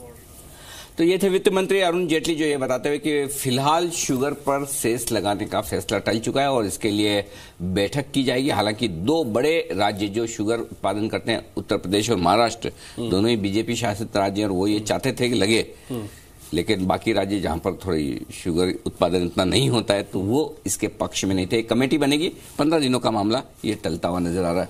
ये है इस वक्त sugar को लेकर बड़ी खबर। हाँ बिल्कुल, लेकिन इस बीच एक शेयर वापस आपको दिखाना होगा, वो है पीसी ज्वेलर्स। आप देखिए 42% और 173.50 हो गया। अब 51 रुपए की बढ़त एक ही दिन के अंदर। जो कुणाल जी वाला टारगेट है 180 का, लगभग आता हुआ दिख रहा है, बिल्कुल लगभग आता हुआ दिख रहा है। और यही वजह कि हमने आपको ऊपर की तरफ भी और नीचे की तरफ भी, दोनों तरफ समय से अलर्ट किया कि देखिए अगर आपके शॉर्ट है तो भी कवर कर लें और लॉन्ग है तो भी। और ऐसा ही कुछ एक शेयर था जस्ट डायल जिसके बारे में कह रहे थे, वो भी 13% ऊपर डे हाई पे और 432 का स्तर जस्ट डायल का भी है। 13% आ गया, 50 रुपए ऊपर। अनिल जी डिस्काउंट डबल हो गया है, पहले 10 रुपए का डिस्काउंट था, 20 रुपए का डिस्काउंट हो गया। डिस्काउंट फ्यूचर्स में भी डिस्काउंट हो रहा होगा, लेकिन 410 उधर 433 है, गजब ही हो रहा है यार। मतलब ये शेयरों में कुछ भी चलता है। चलिए एनीवे, जो चलता है वो चलता है, क्या कर सकते हैं। तो अभी तो यही मामला है कि स्टॉक्स इस तरह के एक्शन में आते हुए दिख रहे हैं। आइए फोकस करते हैं आईसीआईसीआई बैंक पर। शुभम जी, नतीजे हैं सोमवार को, उससे पहले क्या ट्रेड होगा? अनिल जी, काफ़ी समय से आईसीआईसीआई बैंक साइडवेज रहा है और रिजल्ट के पहले भी हम देखें तो ऑप्शंस का डेटा जो जनरली इंडिकेट करता है कि कहाँ का बायस है, वहाँ पे कोई बड़ा हमें मूवमेंट देखने को नहीं मिल रहा है। तो मुझे लगता है कि बहुत ही न्यूट्रल रिएक्शन होना चाहिए। अगर हम ट्रेड की बात करें तो जैसा हम देख सकते हैं कि बैंक निफ्टी का जो मूवमेंट है वो काफ़ी पॉजिटिव बना हुआ है और आईसीआईसीआई बैंक, एचडीएफसी बैंक कुछ हद तक ये पूरे मूवमेंट को सपोर्ट भी कर रहा है। तो मुझे लगता है 278 का एक स्टॉप लॉस लेकर के एक शॉर्ट टर्म ट्रेड बन सकता है 295 तक का टारगेट के लिए, बट उसके बियॉन्ड चल पाना मुझे लगता है थोड़ा सा डिफिकल्ट होगा आईसीआईसीआई के लिए। सो ओवरऑल बहुत ही काफी न्यूट्रल पर्सपेक्टिव से मुझे लगता है कि ट्रेड करेगा, बट एक शॉर्ट टर्म ट्रेड 295 के टारगेट के लिए लिया जा सकता है। ओके, 295 के लक्ष्य के लिए ये एक ट्रेड लिया जा सकता है। और आज जो फैसला हुआ है जीएसटी काउंसिल की बैठक में कि शुगर पर फिलहाल सेस न लगाया जाए, एक कमेटी बनाई जाए, 15 दिनों के भीतर फैसला मिले, इस पर बातचीत करते हैं। हमारे साथ इस्मा के डायरेक्टर जनरल अविनाश वर्मा साहब कार्यक्रम में शामिल हो चुके हैं। इस्मा का मतलब है कि जो तमाम कंपनियां जो शुगर बनाती है, चीनी का उत्पादन करती है, उनकी ये संस्था है और अविनाश जी उसे रिप्रेजेंट करते थे। अविनाश जी बताइए, इस फैसले को कैसे देख रहे हैं आप? जी, एक्चुअली इंडस्ट्री को खास कुछ ऐसे इससे मतलब नहीं होना चाहिए, क्योंकि ये डिसीजन भारत सरकार लेना चाह रही थी कि टू सी कितना फंड वो कलेक्ट कर सकते हैं टू पे टू दी फार्मर्स। तो ये डिसीजन भारत सरकार की थी और हम कोई नहीं होते हैं बताने वाले भारत सरकार को कि फंडिंग कहाँ से होना चाहिए। लेकिन मामला तो टल गया 15 दिन अब। जी, अब ये तो भारत सरकार का प्रपोजल था, तो उसको एक्चुअली एग्जामिन करना होगा कैसे करके आगे बढ़ना है। Industry I don't think has any role to play. तो सर सिचुएशन तो खराब ही होगी ना फिर। अभी तो 15 दिन में फैसला देगी, फिर वो फैसला काउंसिल मानेगी नहीं मानेगी, सरकार कब लागू करेगी, ये तो लंबा टाइम गया फिर। नहीं, जहाँ तक हमको मदद करने की बात है, 5.5 रुपया का तो उन्होंने अनाउंस कर दिया है राइट प्रति क्विंटल और शुगर केन। तो अब उसका पैसे वो बजटरी प्रोविजन के थ्रू लाएं या सेस के थ्रू लाएं, दिस इज अ डिसीजन जो भारत सरकार को लेना है। तो तब तक जब तक इस पे फैसला हो सेस पर, तब तक और कुछ कर सकती है क्या सरकार? कुछ और चाहते हैं आप? नहीं, भारत सरकार तो बजट है, बजट से तो कर ही सकते हैं। और जहाँ तक हम शुगर पे करीब 5% देते हैं जीएसटी, और अगर जीएसटी आने के पहले अगर देखें तो ये करीब 30% वर्कआउट करता था। तो 2% एक्स्ट्रा तो भारत सरकार को जीएसटी के द्वारा मिल ही जा रहा है शुगर से, तो वो पैसे वो इस्तेमाल कर सकते हैं। और जीएसटी आने से पहले शुगर पे स्टेट गवर्नमेंट कुछ भी टैक्स कलेक्ट नहीं करती ऑन शुगर, बट अब वो 2.5% ऑफ जीएसटी उनके पास भी जा रहा है। तो स्टेट गवर्नमेंट वो 2.5% जीएसटी भी यूज करके हमें मदद कर सकती है, फार्मर को मदद कर सकती है। शुक्रिया सर पूरा अपडेट या एनालिसिस हमें देने के लिए। तो फिलहाल शुगर कंपनियों के लिए कोई राहत की बात है नहीं, ये एकदम साफ नजर आ रहा है डीपी, राइट? बिल्कुल। अच्छा, कुछ दिन पहले ना आप एक पेस्टिसाइड वाली कंपनी इंसेक्टिसाइड इंडिया की मैनेजमेंट से बात करते हैं, राजेश अग्रवाल, वो कहते हैं कि हाँ उनका शेयर में ना एकदम से अभी वॉल्यूम बना है। एक बार राकेश जी आप देखेंगे 750 के ऊपर है ये वॉल्यूम आया है। अभी ये चलेगा या नहीं चलेगा ये आपको बताना है, हमको सिर्फ वॉल्यूम ही दिख रहा है अभी तक। तो देखिए डिम्पी, स्टॉक मेक और ब्रेक लेवल के अराउंड चल रहा है, 755 के ऊपर चल रहा है। यही लेवल एक ब्रेकआउट के लेवल है। इसके ऊपर क्लोजिंग देता है तो 804 के भाव यहाँ देखने को क्लियरली मिल सकते हैं, और स्टॉप लॉस 734 का लगाना चाहिए। 734 का, ठीक है। और इसका टारगेट कितना बता रहे हैं? 804 का, 734 और 804, ठीक है, ये दो टारगेट्स हो गए हैं। अच्छा, आज सुबह सुबह क्या एक रिपोर्ट आई थी कई दिनों से आईसीआईसीआई प्रूडेंशियल को लेकर, उसका डेरिवेटिव स्ट्रक्चर भी काफी स्ट्रांग है। एक बार जरा आईसीआईसीआई प्रूडेंशियल के बारे में भी अविनाश से रिकमेंड लें। अविनाश, आपके रिकमेंडेशन चाहिए आईसीआईसीआई प्रूडेंशियल को लेकर। अभी भी आप इसमें होल्ड रखेंगे? स्ट्रांग व्यू है आपका कि इस साल ये बेहतर रिटर्न देने वाला शेयर बनने वाला है ये? नहीं, बिल्कुल। इनफैक्ट जो नतीजे चौथी तिमाही के रिजल्ट्स आ गए हैं डिम्पी, हमको लग रहा है कि ऑपरेशनल फ्रंट पे काफी स्ट्रांग नंबर्स आईसीआईसीआई प्रूडेंशियल ने डिक्लेयर किए हैं। और हमको लग रहा है कि जो लाइफ इंश्योरेंस का मार्केट है, यहाँ पे जिस प्रकार की आईसीआईसीआई प्रू की पोजीशनिंग है, आने वाला साल भी इनके लिए काफी अच्छा रहेगा। तो मेरे ख्याल से अगर नजरिया कम से कम 12 से 15 महीने का है तो डेफिनेटली अपने पोर्टफोलियो में इस लेवल से भी इंक्लूड करना चाहिए। ओके, लंबे समय के लिए अब भी खरीद सकते हैं, रख सकते हैं पोर्टफोलियो में। एक स्टॉक जिस पर नजर रखनी चाहिए और वो है SREI इंफ्रा। सुबह हमने कहा भी था कि इस स्टॉक में तेजी की पोजीशन बनती हुई दिख रही है, और इसका इस महीने जो आईपीओ लाने का इरादा है पावर इक्विपमेंट फाइनेंस कंपनी का, उसके चलते स्टॉक में तेजी हो रही थी। लेकिन वहां से आप देखिए सुबह जो टॉप बनाया है वहां से धीमे धीमे धीमे धीमे ये स्टॉक नीचे सरकता हुआ दिख रहा है। और उसकी वजह यह कि 2:20 के आसपास जो खबर आई है वो अच्छी नहीं है इस स्टॉक के लिए। वो खबर ये है कि फिलहाल सेबी ने इनके आईपीओ को मंजूरी नहीं दी है। जो इनकी सब्सिडी कंपनी का आईपीओ आना था, उनका ये कहना था कि कुछ पास ट्रांजैक्शन ऐसे हैं जिनके चलते हुए वो फिलहाल इस आईपीओ को, एक और था HDFC AMC का भी आईपीओ आना था, उसे भी रोका गया है, इसे भी रोका गया। तो श्रेय इंफ्रा का शेयर काफी तेजी की पोजीशन जो बनी हुई है, क्या उनके कम होने का खतरा बन सकता है? क्या सेलिंग प्रेशर आ सकता है उन ट्रेडर्स की तरफ से जिनकी तेजी की पोजीशन है? बंसल जी बताइए। बिल्कुल अनिल जी, आ सकता है। टेक्निकल रुझान भी काफी खराब है, नतीजों के बाद से सेल ऑफ बना हुआ है, स्टॉक रुका हुआ है, एक बड़े ब्रेकडाउन की वेट कर रहा है, बट मौजूदा स्तरों पे बेचना चाहिए। यहाँ पर स्टॉप लॉस अनिल जी 84.50 का लगाना चाहिए, और एक बार ये स्टॉक 80 रुपए के नीचे निकलेगा, जिसकी संभावना है 80 रुपए के नीचे निकलेगा, तो एक वर्टिकल फॉल आपको 74-75 का देखने को मिल सकता है। 80 टूटना चाहिए पहले। 80 टूटना। शुभम जी जरा आप भी देख लीजिए एक बार SREI इंफ्रा। अनिल जी बिल्कुल यहाँ पे 85-86 का एक इम्पॉर्टेंट रेजिस्टेंस था, बिकॉज अगर हम 2-3 दिन पहले का एक मूवमेंट देखें, एक सिग्निफिकेंट डाउनसाइड देखने को मिला था स्टॉक में, जो कि इंडिकेट कर रहा था कि ओवरऑल जो ट्रेंड है वो रिवर्स हो चुका है और आने वाले समय में हमें बिकवाली देखने को मिलेगा।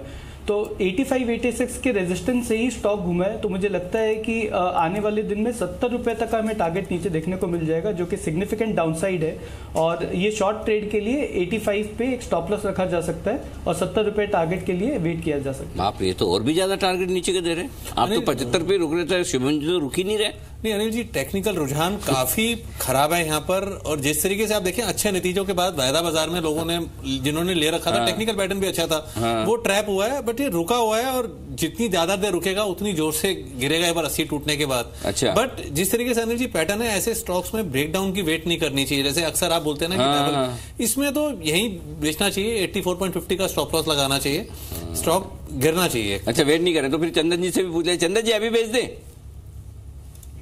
जी हाँ, मेरे हिसाब से देखिए कवरेज में नहीं है, बट वीक स्ट्रक्चर है, लगातार सोर्स बने हुए हैं, और 50 डे एक्सपोनेंशियल मूविंग एवरेज 2 दिनों से नहीं निकाल पा रहा है। 85 का स्टॉप लॉस, नीचे में 75-73 तक के लेवल बन सकते हैं। ये लोग सबको बेचना है? बिल्कुल। ये आप भी क्या लाल निशान में होगा? 80 तुड़वाना है ना बंसल जी को? 80 तुड़वाना वो कह रहे बंसल जी 80 तुड़वाना है, लेकिन मैंने तो बोला वहीं बेचना चाहिए, 80 के नीचे अच्छे से जाएगा, 80 के नीचे ज्यादा जाएगा। ओके, ये तो मामला सीरियस हो गया एकदम। तो पीसी ज्वेलर्स 177, वाह, आज ही हो गया 180 वाला। आज सुबह कह रहे थे कुणाल की 180 तक पहुंच जाएगा। कुणाल जी से बात कर पाता तो मैं पूछ लेता, अभी पहले कोई बात नहीं, सोमवार सुबह सुबह पूछ लेंगे कुणाल जी से करना क्या है, लेकिन उनका 180 का टारगेट भाई आ गया, देखो आ गया, मानना पड़ेगा। और ये बंसल जी सबसे बड़ी बात मालूम है क्या है, उन्होंने ये टारगेट कब दिया था? जब 115 चल रहा था। हाँ। मैंने बोला कि जिनके पास फंसे हुए लोग उनको कहाँ बेचना, तो 180। मैंने कहा 180, बोला हाँ 180। मैंने 3 बार पूछा 180, तो ये कॉन्फिडेंस लेवल में देखो गजब, मतलब उन्होंने चार्ट देख के बताया, मानना पड़ेगा, और काफी निचले स्तरों पे बोला है। हाँ, मतलब 115-20 पे 180 का टारगेट देना कि वहां तक जाएगा और वहीं वापस आपको निकलना चाहिए। तो भाई जो लोग फंसे हुए हैं, अगर निकलना चाहें, जिनके भाव के आसपास है, तो आप अपना कॉल अब ले लें, या फिर एक बार जो बंसल जी आप कह रहे थे कि 160 के ऊपर निकला, तो अब 160 का स्टॉप लॉस लगा के होल्ड करें क्या, या कुछ ऐसा कुछ? नहीं, रुकना चाहिए। मेरे को लगता है 210-220 के लेवल्स, मेरे को लगता है वहां तक के pull back easily Anil ji extend हो सकता है। लेवल्स टूटे हैं, जैसे सेम पैटर्न है, जो 160 का महत्व पीसी ज्वेलर के लिए था, जस्ट डायल में वो सेम महत्व 420 का था, तो मेरे हिसाब इससे थोड़ा सा रुकना चाहिए। पुल बैक एक्सटेंड मंडे को आपको थोड़ा और ऊपर आ सकता है, ऊपर जो ऊपर के लेवल में फंसे हुए 210-215, मेरे को लगता है उनको थोड़ा मिलेंगे। नहीं, एक चीज करो ना आप, मुझे सिंपल चीज बताओ, स्टॉप लॉस क्या रखना है? अनिल जी जिस तरीके से बढ़ा है वी शेप में, तो स्टॉप लॉस 160 दूर आएगा। हाँ, दूर तो दूर है तो दूर बताओ, जो है वो बताओ ना। 160 मेरे को लगता है कि मैं इसमें आपको जिद भी नहीं करूंगा कि नजदीक का बताओ, आपको जो बताना है बताओ। 160 के ऊपर अनिल जी सस्टेन करा है, और ऊपर मुझे लगता है 210-220 तक ये रैली एक्सटेंड हो सकती है। ठीक है, परफेक्ट है, कोई दिक्कत नहीं। अच्छा, 10 तारीख को एक फोर्टिस की बैठक भी होने वाली है, जिसमें उनका जो स्वयंवर है वो शायद हो जाए पूरा, उम्मीद तो कर रहे हैं कि हो जाए पूरा। अभी 157-158 के आसपास ही कामकाज कर रहा है। तो अविनाश जी आपकी रिकमेंडेशन चाहिए इस पे। इसका एक और पेयर भी है, अपोलो हॉस्पिटल। जब भी फोर्टिस की बात होती है ना, अपोलो पे आप जरूर देखिएगा। और आज अपोलो के अंदर अनिल जी हुआ क्या है कि आज इसने ब्रेकआउट भी किया है, हालांकि 1100 के वापस नीचे आ गया, अगर ये शायद 1100 के ऊपर आ जाए तो इसका एक चैनल ब्रेकआउट भी है। क्या राकेश इसको ज्यादा बेहतर तरीके से बता पाएंगे? अपोलो हॉस्पिटल पे और फोर्टिस पे, दोनों पे अविनाश जी आपकी राय? नहीं, इनफैक्ट डिम्पी मुझे लग रहा है कि दोनों ही स्टॉक्स काफी अट्रैक्टिव लग रहे हैं, लेकिन फोर्टिस की अगर हम बात करें तो मुझे लग रहा है कि रिस्क रिवॉर्ड काफी अट्रैक्टिव लग रहा है। ऑलरेडी जो रिवाइज्ड ऑफर आया है वो बिडिंग के हिसाब से 175-180 की बिडिंग प्राइस अभी सेकंड राउंड ऑफ बिडिंग में अनाउंस की गई है। तो हमको लग रहा है कि 10 तारीख को जब फाइनल बिडर अनाउंस किया जाएगा तभी डेफिनेटली एक शॉर्ट टर्म बाउंस एटलीस्ट 175 180 तक देखने को मिल सकता है। तो मेरे ख्याल से शॉर्ट टर्म में तो फोर्टिस अच्छा लग रहा है, लेकिन लॉन्गर टर्म के लिए कोई भी गिरावट अगर आती है तो अपोलो हॉस्पिटल्स भी एक अच्छा विकल्प है। ये स्पेस हमको लग रहा है आने वाले अगर 1.5-2 साल का अगर कोई नजरिया रखता है तो डेफिनेटली काफी एनकरेजिंग और अच्छे पैसे बन सकते हैं। ठीक है, आज सुबह हेवल्स की बात हो रही थी, हेवल्स ना टूटा ना ही कमजोर हुआ और अच्छी क्लोजिंग भी देखे जा रहा है। क्या ये बीटीएसटी का कैंडिडेट है शुभम? हेवल्स बीटीएसटी भी करें या फिर सोमवार को फिर से देखें एक बार? डिम्पी जी, मुझे लगता है कि अगर यहाँ ट्रेड लेना है तो सिर्फ बीटीएसटी पर्सपेक्टिव से ही होना चाहिए, बिकॉज ओवरऑल ट्रेंड स्टॉक में बहुत ज़्यादा पॉजिटिव नहीं है। तो अप्रॉक्सीमेटली 560 का जो लेवल है वो एक इम्पॉर्टेंट रेजिस्टेंस है। जिस तरह का पुल बैक आज देखने को मिला है, हो सकता है मंडे को 10-15 रुपए का और हमें अपसाइड देखने को मिल जाए। तो 537 के स्टॉप लॉस से खरीदारी की जा सकती है, बट स्ट्रॉन्ग रेजिस्टेंस है तो 555 से 560 के आसपास ये ट्रेड से एग्जिट भी ले लेना पड़ेगा। सो शॉर्ट टर्म पर्सपेक्टिव से यहाँ एक ट्रेड बनता है, बट उससे ज़्यादा होल्ड करने का मैं सलाह नहीं दूंगा। अच्छी क्लोजिंग तो एक ही चीज की हो रही है, वो बैंक निफ्टी की। हाँ, लगातार 7वां दिन है बैंक निफ्टी आज हरे निशान में, और वो भी तब जब निफ्टी लगातार तीसरे दिन लाल निशान में। और इम्पोर्टेंट ये है कि बैंक निफ्टी न केवल हरे निशान में बल्कि डे हाई पे भी क्लोज कर रहा है, 650 के ऊपर जाके। हाँ, एक मंथली भी बता रहे हैं, जल्दी बताओ। शेयर एक तो फेडरल बैंक 100 रुपीज के ऊपर की क्लोजिंग आ गया, अनिल जी आ गया है, और लेना चाहिए 95.40 का एक स्टॉप लॉस लगाना चाहिए, 108 109 का लक्ष्य रखना चाहिए, स्टॉप लॉस से स्टिक रहना चाहिए। 9 तारीख को नतीजे हैं, नतीजों से पहले अनिल जी ब्रेकआउट है, इसको मिस नहीं करना चाहिए। दूसरा स्टॉक जो काफी अच्छा लग रहा है मुझे, आप ही का stock ICICI prudential life insurance, 423 पर एक स्टॉप लॉस लगाएं, रिस्क को कैलकुलेट कर लें अपने और इसको बाय करें। ये स्टॉक एक बड़े ब्रेकआउट की तैयारी कर रहा है, मुझे लगता है अगले सप्ताह ये स्टॉक 440 के लेवल्स के ऊपर जब क्लोजिंग देगा अनिल जी, तो नतीजों के बाद हम देख चुके हैं कि कितनी तेजी से भागता है, तो अगेन अगर 440 के ऊपर निकलेगा तब यहां पर क्या कहते हैं अनदर एक 40-45 रुपीज का जंप देखने को मिल सकता है। ब्रेकआउट से पहले खरीदारी की राय रहेगी। एज अ डिस्क्लेमर, ये दोनों स्टॉक्स अभी जस्ट अपने क्लाइंट्स को भी रिकमेंड किए।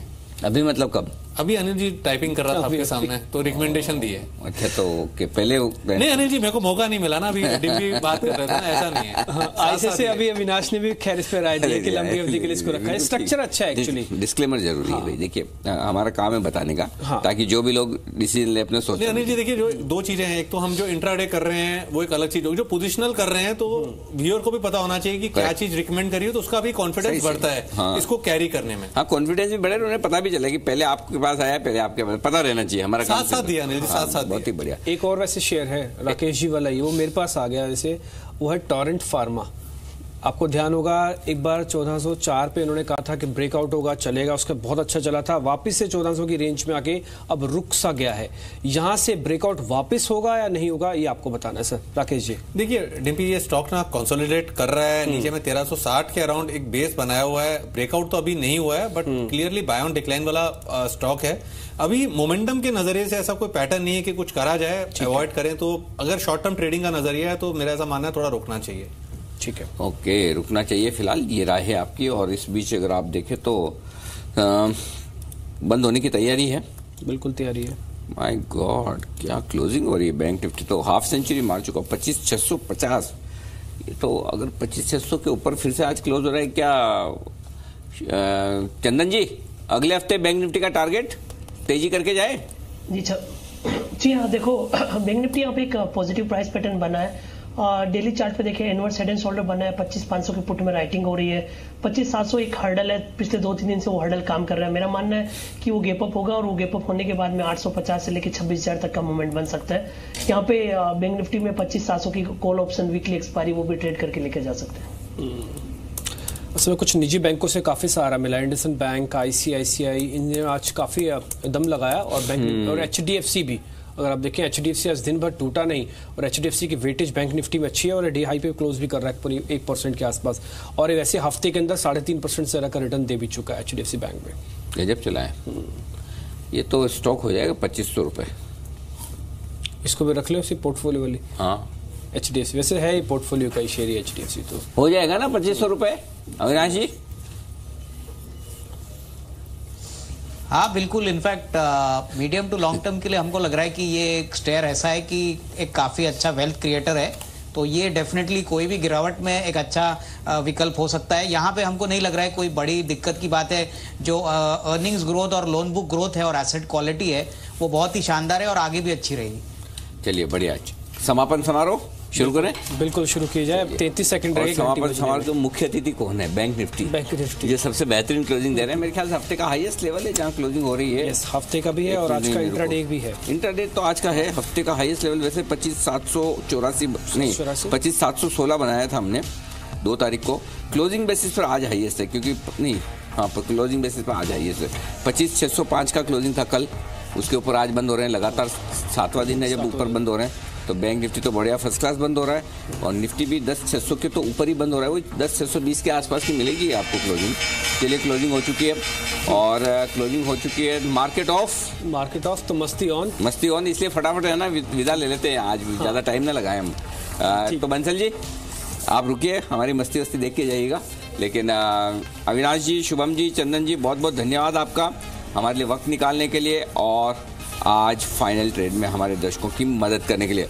जाने से पहले फटाफट बता दूं आज के स्पेशल शो शाम को जी बिजनेस पर जो आपको देखने हैं वो है पहला तो अच्छा डिम्पी, कभी कभी आपको ऐसा नहीं लगता कि मैं बहुत मेहनत कर रहा हूँ, बहुत काम कर रहा हूँ, मुझे पैसे बहुत कम मिलते हैं? रोज ही लगता है। आप कभी कभी वाला हिस्सा हटा दीजिए, रोज ही लगता है। तो आपके लिए बहुत बढ़िया आइडिया है मेरा। घंटे लगता है कई बार मेरे को। आपके लिए बहुत बढ़िया आइडिया है, शानदार।